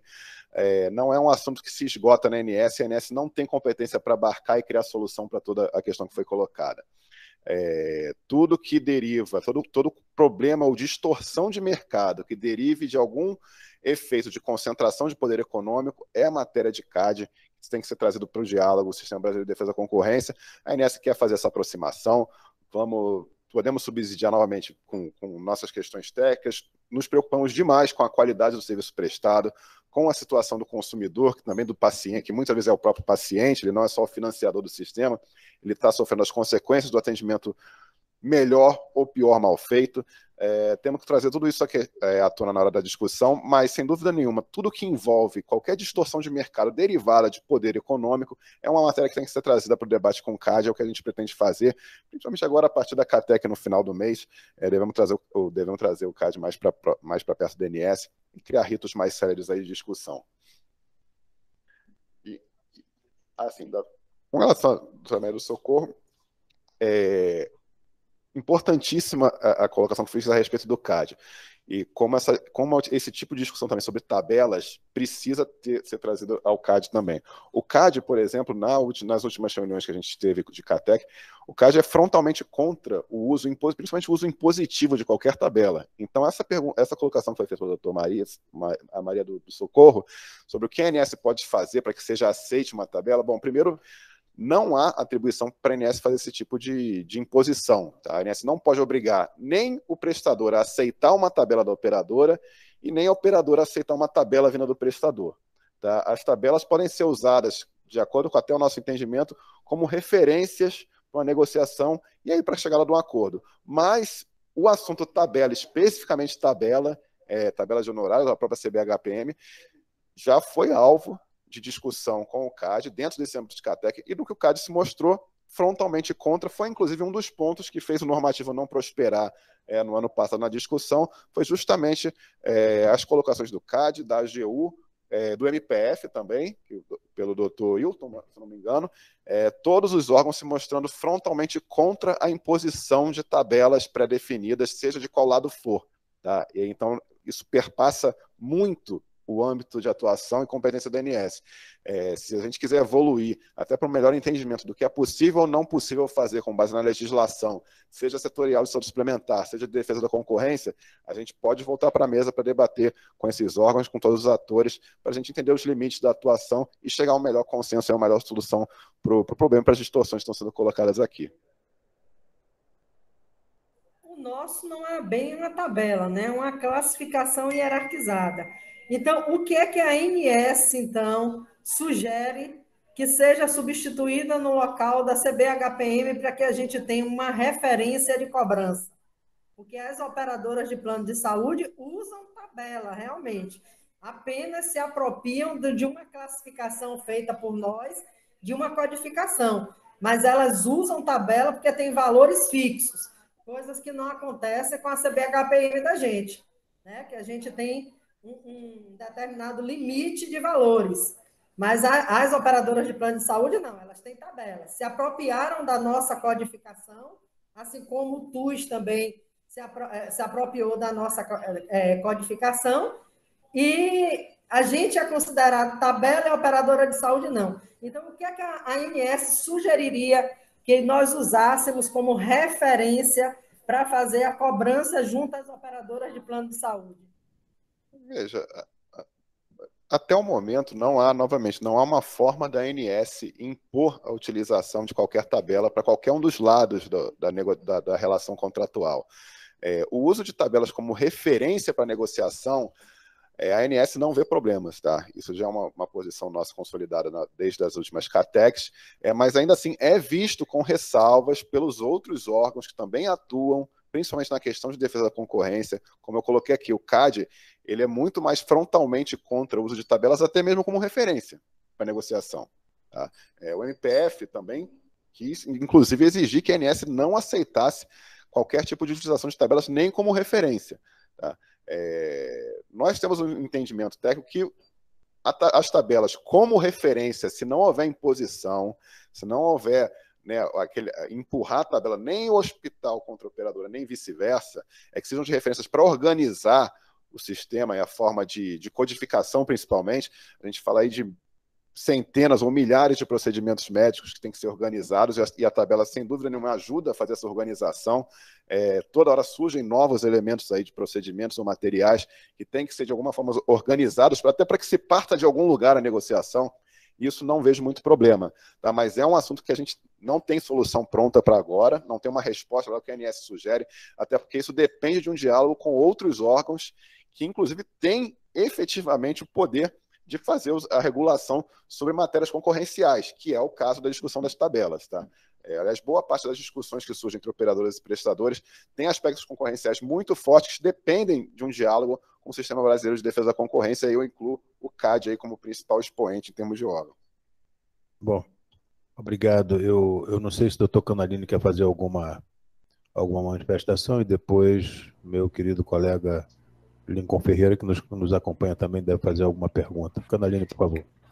Boa tarde. Eu cheguei realmente atrasado na reunião, porque vida de médico a gente já sabe como é que é, né? Mas pelo que eu consegui ouvir até agora, eu queria manifestar a minha impressão em relação a essa questão de tabela. E eu acho que tabela, ela não é um termo chulo, no entanto, é tratado como se fosse um termo chulo, dependendo de quem fala. Nós, médicos, quando falamos de uma tabela melhor, nós somos tratados como vilões.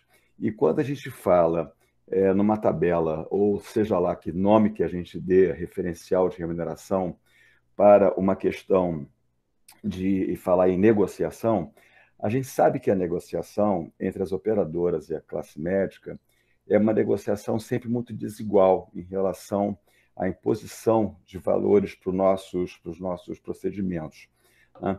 E nós sabemos que hoje em dia existem procedimentos cirúrgicos que não são realizados porque o nível de remuneração ele é tão aviltante que, se o médico perder o seu tempo, gastar o seu tempo para ir ao hospital fazer aquele procedimento, ele tem prejuízo. E eu vou citar aqui alguns procedimentos na minha especialidade, urologia, a questão da postectomia, a questão de uma hidrocelectomia, a questão de uma varicocelectomia. Então, são cirurgias cujo patamar de remuneração não estimula nenhum profissional a sair do seu consultório para ir para um hospital para fazer esse tipo de procedimento, né? E nós, aqui na SBU, nós estamos passando por um processo do CAD, um processo administrativo, e que foi feito a partir de uma denúncia que o Ministério Público do Maranhão recebeu, em função de que os urologistas eles resolveram se descredenciar das seguradoras e trabalhar com uma tabela, entre aspas, própria. Na realidade, cada um ele criou o seu próprio referencial de cobrança, passou a fazer a cobrança pelos procedimentos cirúrgicos, e aí as operadoras começaram a se recusar a reembolsar os pacientes. E quando o Ministério Público as questionou deste não reembolso, elas transferiram a acusação para os médicos, que tinham se organizado como se nós fôssemos uma quadrilha e que tínhamos estabelecido um patamar de pagamento, nós queríamos receber mais, enfim, aquela coisa toda, né? Então, na realidade, todos os movimentos que foram criados ao longo do tempo para tentar melhorar a remuneração do médico foram movimentos criados em função do aviltamento do nosso pagamento ao longo do tempo, que, na nossa percepção, não corresponde sequer à reposição inflacionária. Quem é mais formado há mais tempo, que trabalha com seguro de saúde há mais tempo, se lembra que antigamente esses movimentos eram feitos pelos conselhos regionais de medicina. Nós chegamos a ter alguns movimentos de aquilo que nós chamamos de greve, aqui no Rio de Janeiro. Eram feitas reuniões lá no CBC e nós parávamos de atender os seguros de saúde e nós cobrávamos direto do paciente, dávamos recibo para reembolso. E dessa maneira a gente conseguia aqui e ali algum tipo de melhora na nossa remuneração. Eu acho que o Diego, que é meu colega de turma, se lembra de como é que isso funcionava naquela época, até que os anestesistas resolveram, em grupos, se descredenciar de todas as seguradoras e passaram a fazer cobrança direta dos pacientes. Eu me lembro que naquela época, para vocês terem uma noção de como as operadoras funcionam, havia uma aqui no Rio de Janeiro que passou a usar a famigerada tablita. Eu não sei se vocês se lembram da tablita, mas na época que houve o congelamento dos preços, para os contratos que eram, para as dívidas que eram... Canalini, me dá licença, por favor. Não, desculpe. É que nós temos agora, eu tenho inclusive um projeto na CCJ de remuneração dos peritos. Tá, perdão. Eu queria que você fizesse uma pergunta mais direcionada à ANS. Então, é mais direcionada à ANS. Até porque nós temos aí ainda... Perfeito, desculpe. O nosso ex-presidente da Associação Médica Brasileira, Lincoln, e eu acho que o Luiz Antônio quer fazer uma pergunta para que a gente consiga contemplar todos. Tá, obrigado, querido amigo. Obrigado pela tua compreensão. Desculpe aí, mas é porque eu fico assim muito empolgado. Italiano sempre gosta de falar muito. Mas então, a pergunta específica para a ANS. O que vocês chamam de negociação à medida que existe essa diferença tão grande assim, né? E como é que nós poderíamos sentar na mesa de igual para igual? Não seria interessante, por exemplo, que nós pudéssemos fazer a cobrança livre dos nossos honorários e ter depois, posteriormente, o nosso reembolso? E outra coisa, nós temos uma dificuldade enorme de conseguir a questão da variação das tabelas que foram aplicadas e também a questão das glosas. Como é que nós podemos ter acesso a essas informações que são, inclusive, importantes para o nosso processo de defesa, que nós não conseguimos ter acesso a essas informações? Qual é o canal que eu consigo ter dentro da ANS para acessar todos esses dados que a gente precisa para montar nossa defesa nesse processo do CAD?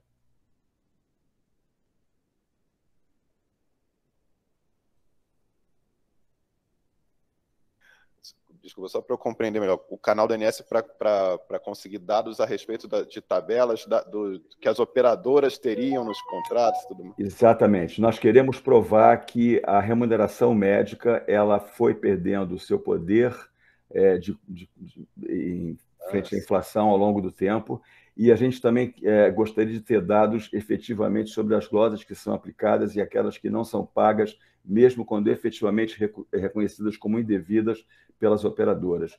Então, é uma pleiade de informações que a gente precisa. Eu quero saber qual é o canal do CAD que eu posso acessar como secretário-geral da SBU para poder informar ao escritório que nos defende nesse processo.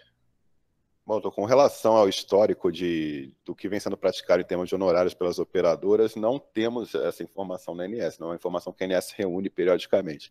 Temos muitas informações dos seus planos de saúde, temos um painel de glosas que existe no site da ANS, até ele é relativamente simples de encontrar no próprio Google, fazendo uma busca simples, painel de glosas, ANS, vai te direcionar para uma página dentro do portal da ANS, onde é possível identificar o percentual de glosas operadora a operadora. Eu lembro que isso foi um pleito criado no âmbito da CATEC, antes mesmo de eu assumir a diretoria de desenvolvimento setorial, e que foi colocado em prática no ano passado. Fizemos a divulgação no site, podemos reforçar a divulgação. Foi um pleito dos prestadores, o painel de glosas, foi um pleito atendido pela ANS, inclusive, no site, entre outros pleitos que nós reformulamos no site. Outro pleito atendido da ANS com relação aos prestadores foi a reformulação do canal de atendimento aos prestadores, onde hoje é possível fazer, né, a sua reclamação com relação a aspectos do contrato que não tenham sido cumpridos. É um canal que foi reformulado para dar maior simplicidade também para o alcance, né, de maior número de prestadores. Então, estão todos à disposição no site da ANS. Agora, com relação aos honorários, primeiro porque isso pode variar muito de operadora a operadora, ou variar inclusive de localidade a localidade do país.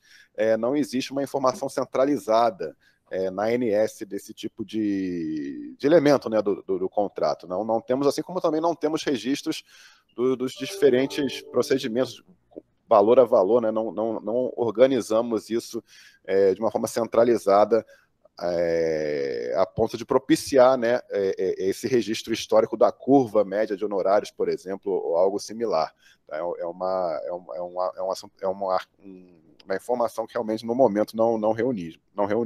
Mas as outras duas questões, você pode...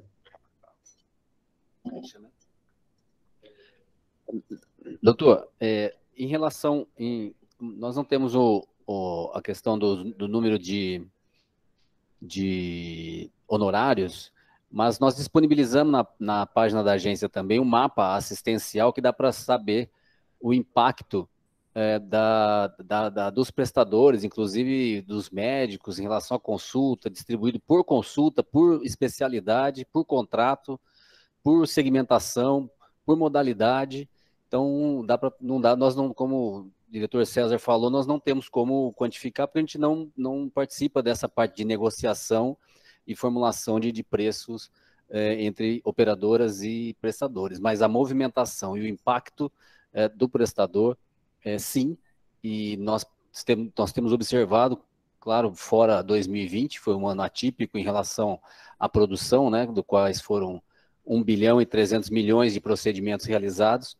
Desde 2010, sempre aumenta a utilização da assistência na saúde suplementar, em torno de 4 a 5% acrescido todo ano.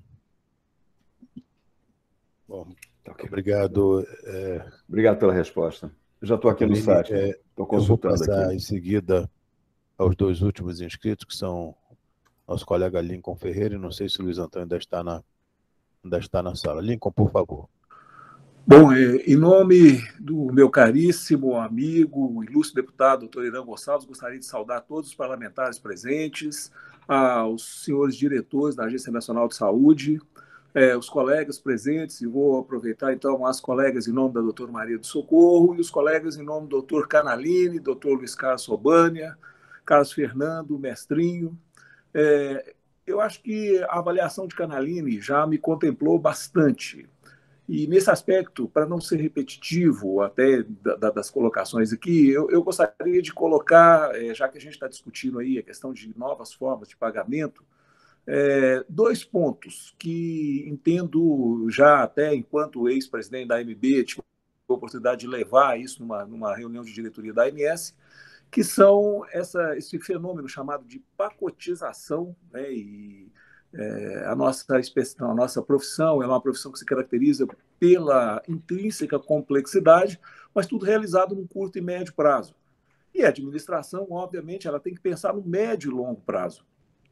E o problema que a gente identificou é que essa pacotização, no médio e longo prazo, ela leva a um sucateamento com a necessário impacto sobre a qualidade da assistência prestada. Então, esse é um ponto que eu gostaria de ver como que a ANS vê especificamente essa questão, porque ela vai, no tempo, certamente impactar a qualidade da assistência. E da mesma forma, tá, é um outro movimento que a gente observa, mas que também, pelas naturezas distintas da dinâmica de um plano de saúde e da dinâmica de um hospital em vários aspectos, é o fenômeno da verticalização. Algo que, obviamente, são fenômenos macros, sabemos muito bem, mas que, enquanto agência reguladora, isso certamente corre um grande risco de impactar de uma forma muito intensa, inclusive na questão do interesse do consumidor, posto que a dinâmica de um plano de saúde ela é muito rápida. O plano de saúde ele ganha 30 mil vidas, 40 mil vidas, perde 30, 40 mil vidas e se adequa muito rapidamente. O hospital não consegue acompanhar essa dinâmica. e quando estão os dois sob o mesmo guarda-chuva, né, para encerrar as minhas palavras, quando um espirra, o outro pega pneumonia. Então, são esses dois pontos que eu gostaria de ouvi-los, né? Óbvio, são pontos complexos, não espero nenhuma solução, mas pelo menos para entender um pouco a visão que a ANS tem hoje dessas questões e como isso pode vir a nos impactar a todos, seja enquanto prestadores, especialistas, seja também enquanto usuários do serviço, né? Ninguém aqui quer ver uma cirurgia de catarata, por exemplo, para citar a especialidade do meu amigo Irã, dá errado porque o material utilizado acabou se tornando não o mais moderno, etc. e tal, porque não houve maneiras de repor. São esses os dois pontos que eu gostaria de colocar. Agradeço aí a atenção e cumprimentos a todos pela excelência da reunião. Muito obrigado. Obrigado, doutor Lincoln. Sendo bastante objetivo, o empacotamento, né, é um dos modelos de remuneração que vem surgindo. Tá?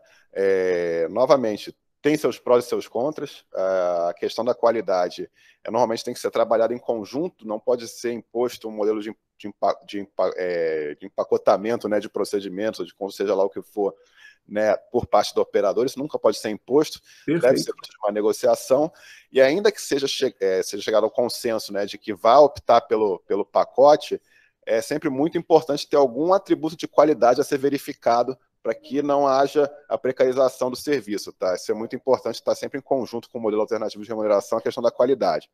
Com relação à verticalização, são modelos de negócio diferentes, você tem um verticalizado e não verticalizado, isso ocorre em todo lugar do mundo. Nós não nos preocupamos até o ponto em que isso gere alguma dificuldade ou algum prejuízo à qualidade da assistência do beneficiário. A ANS não pode partir do princípio que determinado modelo, verticalizado ou não verticalizado, é melhor ou pior. A gente tem que acompanhar na prática como funciona o modelo de negócio e qual que está gerando o melhor resultado para o beneficiário. Enquanto o beneficiário estiver bem atendido e não houver distorções no mercado, nós entendemos que não temos que interferir. Tá? A interferência estatal no ambiente de negócio ela deve ser sempre algo a ser deixado como uma opção das últimas opções. Né? O ideal é que o mercado encontre soluções para prestar o melhor serviço com qualidade, num ambiente que seja bom, né? E gere bons resultados, tanto para o prestador, quanto para o operador, quanto para o beneficiário, gere bons resultados para todos. Tá?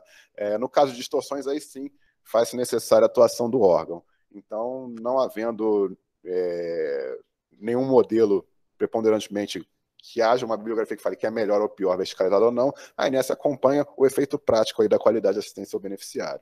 Tá. Pedindo licença ao Luiz Antônio, uma rapidíssima observação. Parabéns pela resposta, muito, muito feliz e contemplado. Apenas a observação é de que, assim como acompanhamos o quadro clínico de uma pessoa e não esperamos a pessoa agravar para atuar, acho que essa é a sensibilidade que a agência tem que ter em relação a essa questão da verticalização. No mais, cumprimentá-lo pela resposta. Obrigado. Obrigado, querido Lincoln.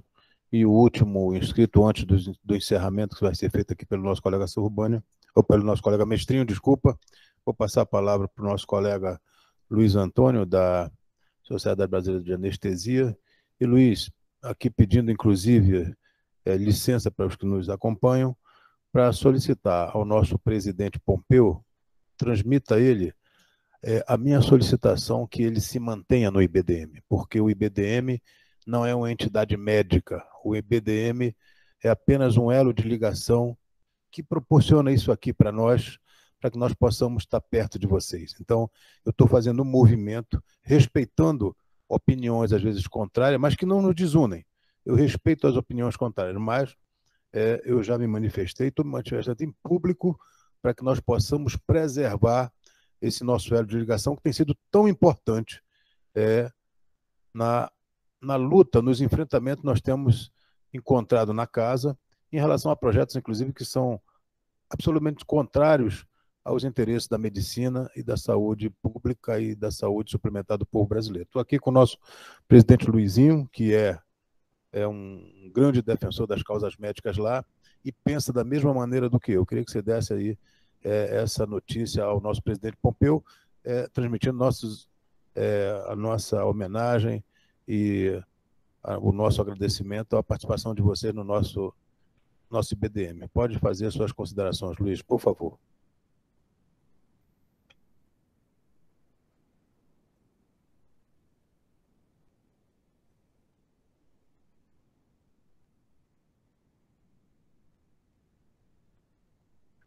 Doutor Luiz, eu acho que está sem som, senhor.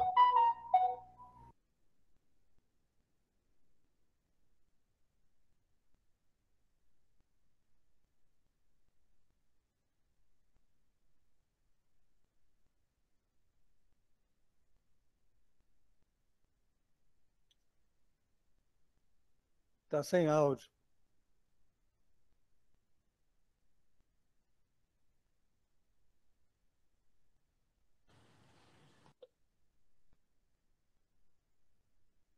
Luiz, aciona teu áudio. Alô, estão me ouvindo agora? Agora. Desculpa. Agora sim. Bom, eu queria primeiro parabenizar pelo evento, excelente reunião, e, como sempre, eu, da minha parte, eu gostaria de manifestar, é meu sempre prazer de estar aqui discutindo, ouvindo essas considerações, que foram muito boas.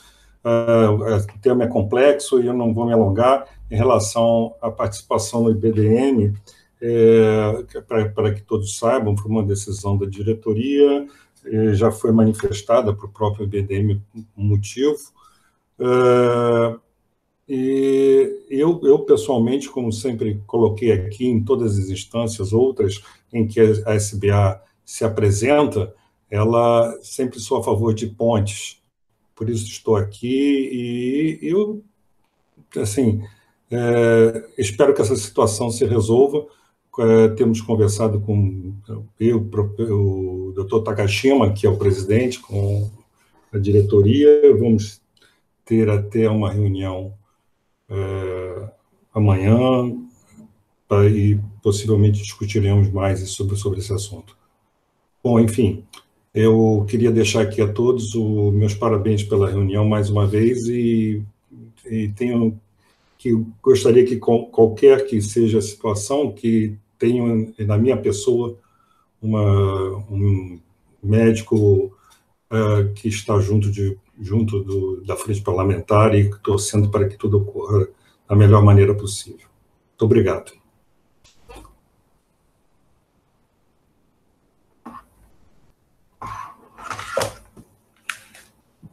Eu queria só manifestar, já que a Sociedade Brasileira de Urologia foi citada, e no nome do seu presidente, Pompeu, eu sou secretário-geral atualmente, presidente eleito para a próxima gestão, não existe nenhuma ação da SBU em se desligar do IBDM, até porque nós acreditamos que a interlocução entre as sociedades e associações tem que ser uma interlocução formal, e nós não recebemos nenhum ofício, seja lá de quem quer que seja, que nos explicasse o motivo para que nós nos desligássemos do IBDM.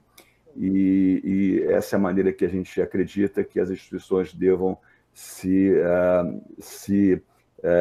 contactar, né, de uma maneira adequada, de uma maneira respeitosa, e é assim que a SBU tem agido e vai continuar agindo durante as próximas gestões. Obrigado, Canaline, muito obrigado, e nós estamos aqui sempre à disposição da Sociedade de Especialidade, que estão aí fazendo parte desse nosso elo de ligação, e vocês sabem que aqui vocês têm sempre uma turma de defensores do movimento médico, e os nossos gabinetes são a extensão da Sociedade de Especialidade das nossas parceiras. Muito obrigado, viu, Canaline? O Luiz terminou as considerações? Bom, então, Luiz, muito obrigado, um grande abraço, um abraço a todos que nos acompanharam remotamente. Quero também, antes de encerrar, agradecer ao meu querido amigo antigo, Paulo Rebelo, Scarabel e todos os diretores da ANS que prestigiaram essa nossa reunião. Aliás, vocês sabem que política é gesto, e um gesto desse, da presença maciça dos diretores da ANS aqui na nossa reunião, é um motivo de satisfação, de orgulho para todos nós e de fortalecimento do nosso movimento. Então, antes de encerrar, quero passar a palavra para o meu querido amigo Luizinho e ao Mestrinho. Eu acho, Luizinho, que vou passar primeiro ao Mestrinho pela precedência da idade, ele que já está jurássico, ele tem prioridade em relação a você, que ainda é um garoto. O nome fornecido pelo presidente da anestesiologia saiu errado, porque o Takashima, na verdade. E o Pompeu é o Canalini, vai substituí-lo, né, no próximo ano. Quem me deu a informação errada foi ele, viu, Canalini? É isso aqui, ó, que dá a informação errada. É o aparelhozinho. Bom, na verdade, Irã, eu fico extremamente satisfeito com a reunião desse tipo, porque, como você disse que eu sou jurássico, eu já tenho nessa luta há muitos anos. E sempre a gente viu que o prestador de serviço, médico especificamente, fica entre a onda e o rochedo, é o próprio camarão. Então, na verdade, isso aqui, a vida inteira nós passamos por essas dificuldades. Quantas vezes a gente discutia, e aqui eu parabenizo exatamente a Sociedade Brasileira de Anestesiologia, porque foi a primeira de todas, desde que eu me formei em Salvador, em 1970, ela tinha uma independência frente a todas essas unidades unidas, CACIS e por aí ia. Então, eles sabiam exatamente como fazer, porque tinha união. Se não pagar o que a gente quer, não atende. Então, sempre foi assim, a anestesiologia participou. Depois eu vim para Brasília, fui para o Rio de Janeiro, fui para Florianópolis, e sempre percebi que a anestesiologia participava dessa forma. Nós nunca conseguimos ter essa união de grupos e ficamos a vida inteira à mercê de situações adversas para a classe média. Então, esse momento eu achei extremamente interessante, porque o que falta para nós, médicos, na verdade, além da participação, é a comunicação do que está acontecendo de lá para cá. Porque o que chegou hoje de informação, que o Luizinho tinha falado do marco legal, já existe algumas coisas que a gente não está sabendo. Então, o que a gente precisa, de fato, é ter uma união, ter uma informação e ter alguém que possa dizer o seguinte: olha, existe um canal que possibilite, que dê acesso às informações, que vocês se sintam prestigiados. A gente fica catando a quem se socorrer. E essa dificuldade é real. Isso é para o Brasil inteiro. O que hoje em dia tem? Tem um médico qualificado e tem um médico sem qualificação ainda, porque dificilmente ele vai obter qualificação, porque ele está correndo atrás do dinheiro dele, que já faz tempo que ele faz isso. Então, o que acontece? O médico qualificado, ele não entra para convênio. Não me associo, não aceito nenhum tipo de convênio. Quer fazer cirurgia? Vai pagar. Então, isso dificulta a situação do médico frente aos planos de saúde, principalmente junto aos pacientes. Fica parecendo que o médico está explorando, está usando a situação dele, o poder dele, para poder ganhar dinheiro. E, na verdade, ele está sendo explorado. Ele está fugindo dessa exploração, da precarização que o Luizinho colocou. Essa é a realidade. Mas então eu quero exatamente parabenizar a participação dos senhores. Foi um prazer muito grande ouvi-los e saber que exatamente nós temos um canal de comunicação que o Irã abriu, juntamente com o Luizinho, o Soraya e tantos outros que participam conosco da Frente Parlamentar da Medicina. Obrigado, Irã. Obrigado, Mestrinho. Vou passar aqui para o Luizinho, você me dá mais aí uns minutinhos só para eu fazer aí passar para uma despedida do nosso presidente aqui da ANS, meu querido amigo Paulo. Desde já, Paulo, agradecendo mais uma vez a pronta aquiescência do convite. Aliás, amanhã nós vamos ter, os nossos colegas que nos acompanham remotamente, vamos ter uma importante audiência pública que vai envolver vários players desse mercado, dentre os quais a ANS, e me informaram a minha assessoria da casa lá, dizendo: olha, a ANS não vem. Aí eu liguei para o Paulo disse: não, a ANS vai com todos os diretores. Então, eu quero agradecer a você e a todos os diretores que estão aqui presentes por nos prestigiar também lá na nossa casa, na nossa audiência pública amanhã, que vocês vão participar muito, vamos ajudar muito para que a gente possa fazer um relatório que agora é da minha responsabilidade, um relatório que fique bem simétrico aí nessas relações de mercado com os prestadores. Mas ficou claro aqui, antes de passar para você, que os colegas às vezes imputam à ANS algumas coisas que são problemas nossos. Ficou muito claro aqui que se nós não nos unirmos, as entidades médicas, conselhais, associativas e sindicais, no movimento uniforme para nos contrapor a relações que sejam nefastas para nós, nós não vamos conseguir, nós não vamos jogar, a ANS não vai fazer nada por nós. A ANS regula esse mercado, porque é um negócio privado, e que no negócio privado, quem é mais forte sempre vai ficar com a maior fatia do bolo. Isso é normal. Agora, se nós nos tornarmos fortes e nos equipararmos a toda essa todo esse ambiente econômico que se forma através da saúde suplementar, que é um grande negócio, aí eu acho que a gente vai começar a se valorizar. Não adianta a gente jogar a responsabilidade para A, para B ou para C. A responsabilidade é nossa, como médicos e como entidades. Então, eu quero mais uma vez aqui pedir a todos os que nos acompanham que nós possamos nos unir naquilo que é mais importante para nós. A nossa diferença a gente vai deixando de lado e vamos focar naquilo que é importante e que una o movimento médico. Esse que é o meu pensamento, e é por isso que eu estou pedindo aqui para que a gente consiga manter, inclusive, o Instituto Brasil de Medicina, que, volto a dizer, não é uma entidade médica. A entidade médica é Conselho Federal de Medicina, Associação Médica e os sindicatos, que, aliás, devem se unir, viu, Carlos Fernando? Porque senão a gente fica aí com duas entidades sindicais e a gente se divide. Toda vez que a gente se divide, a gente se enfraquece. Então, essa é a minha sugestão final. Vou passar ao Paulo e o nosso querido Luizinho encerra. Deputado Luizinho, deputado Irã, deputado Soraya, Maestrinho, todos nós que estamos aqui assistindo, os médicos da sociedade que nos ouvem, a mensagem final é a mensagem de diálogo. Eu acho que foi um momento rico para a agência, para a ANS, para o corpo diretivo, estar participando de eventos como esse, um evento em que nós aprendemos também, nós somos provocados por todos e acaba anotando algumas situações, algumas visões que nós poderíamos não estar debruçando sobre ela, mas o fato é que a agência está à disposição para sempre estar dialogando, e aqui eu trago uma palavra de Maestrinho que é de suma importância, e já tinha falado ao deputado Irã, nos ouça, nos traga a agência para dialogar, para estar sendo ouvida, porque a regulação, como o diretor Maurício já mencionou, tem 21 anos, sabemos, tem especialistas na área que sabem quais são os problemas desse mercado, e aqui foi um exemplo disso, ou seja, se uma situação que aparentemente parecia que nós não tínhamos enfrentado, mas já havia previsão legal, que é exatamente a 13003, em que fala sobre a questão do reajuste, de contratualização, enfim, são vários os temas e várias oportunidades que eu acho que só através do diálogo é que a gente vai conseguir avançar. E agradecer mais uma vez a oportunidade. E, deputado Irã, só se o senhor me permitir, eu passar 1 minuto para cada um dos diretores para falar. Eu sei que o senhor está correndo, mas eu acho que é importante. E, assim, eles vieram para cá para estar prestigiando aqui o senhor e toda a classe médica. Maurício, se quiser falar logo.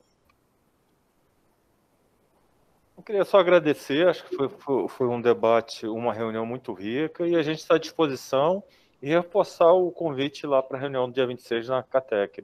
Obrigado, deputado. Também para não parecer que eu vim só para o almoço, né? Mas, enfim, acho que tudo foi muito bem colocado aqui. Acho que a agência Primeiro, agradecer, deputado Irã, deputado Luizinho, deputada Soraya, pelo convite. Foi muito enriquecedor poder ouvir outra parte do setor. E, na verdade, eu acho que a agência pode contribuir de 3 formas dentro da limitação de escopo que a gente tem, que é avaliar a origem das questões que foram colocadas aqui, qual é a origem do problema, remuneração, empacotamento de procedimentos.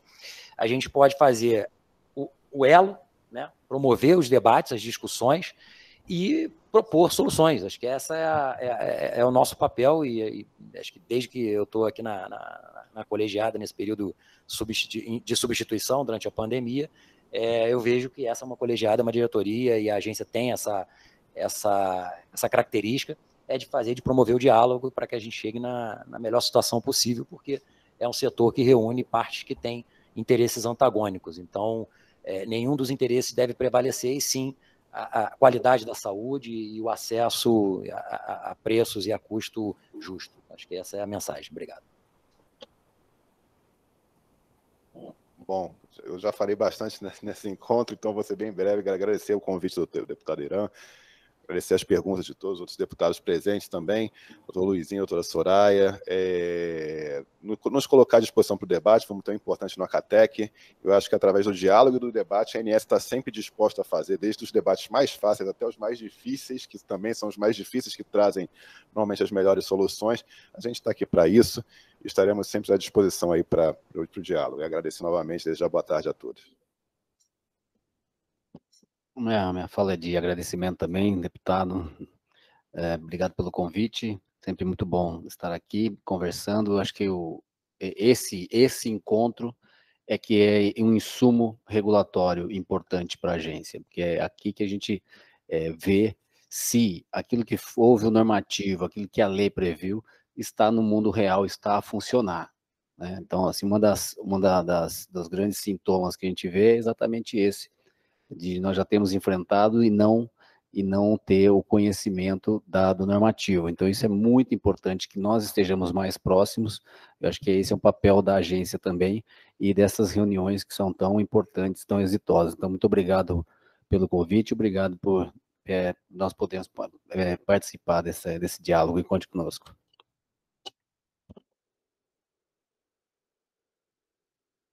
Só agradecer, Irã, parabenizar pelo evento. Já aprendi alguma coisa hoje, né? Todo dia a gente tem que sair de casa com a missão de aprender alguma coisa.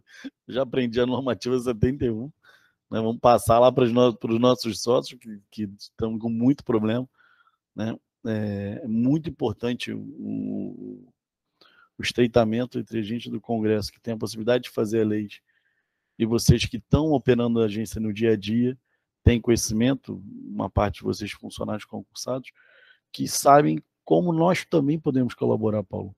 Muito importante nesse momento que o Irã tem a missão de conduzir junto com a Soraya, e a gente só, como integrante da comissão, de conduzir para o novo marco legal, ouvir também que vocês que estão na agência veem que tem a possibilidade de melhorar com o sistema pela experiência de mecanismos que vocês não têm, às vezes, de fiscalização, mecanismos que vocês não têm de cobrança, alguns mecanismos que vocês também sabem que geram excesso de fiscalização no mercado, que gera concentração, que de alguma maneira é um problema, um dos problemas que a gente enfrenta, e é muito importante a gente ter a oportunidade de conversar com os colegas médicos, porque todo esse sistema aqui, ele está nessa base da pirâmide. Irã e meu presidente Mestrinho tem um médico na sua base, né? Ele é a chave desse sistema, né? Como por ocasião agora de mais uma tentativa de impor os médicos, pessoas formadas no exterior em ditos cursos de medicina, eu conclamei aqui, olha, vamos chamar os médicos a cruzar os braços. É o médico que está no topo dessa pirâmide. Se todos os médicos cruzarem os braços, ninguém vende um plano de saúde aqui.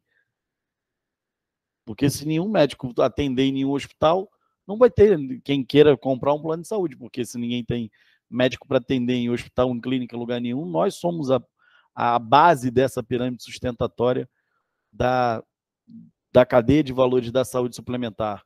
Não é, com todo respeito, não é um enfermeiro, não é um nutricionista, não é um fisioterapeuta, não é o hospital porque tem médico, porque aquele prédio sem médico, ele não funciona de nada. Pode ser transformado no máximo num hotel, Sobania, porque ele não vai servir como hospital. Então, nós estamos na base dessa pirâmide, a gente aqui, né, como frente parlamentar, estamos aqui para defender o médico, óbvio, entendendo que o médico não é problema, é solução para esse setor. Ele é a base que ajuda a solucionar, ajuda a reduzir, quando trabalha bem, reduz custo, otimiza desfecho clínico. Quando trabalha mal, o desfecho clínico é ruim, o gasto é maior, porque a antibiótico-terapia é maior, porque os exames são maiores, Mestrinho. Então, nós somos a ponta dessa pirâmide, e a nossa função aqui, minha, do Irã, dos conjuntos parlamentares da Frente Parlamentar pela Medicina, é tentar estreitar esse laço aqui.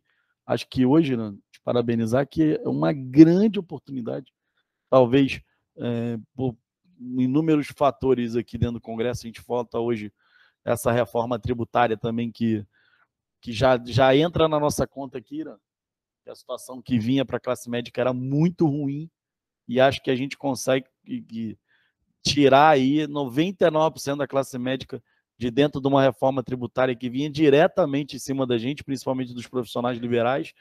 Acho que a gente já tem essa vitória aqui. mas a gente tem outras vitórias a colecionar.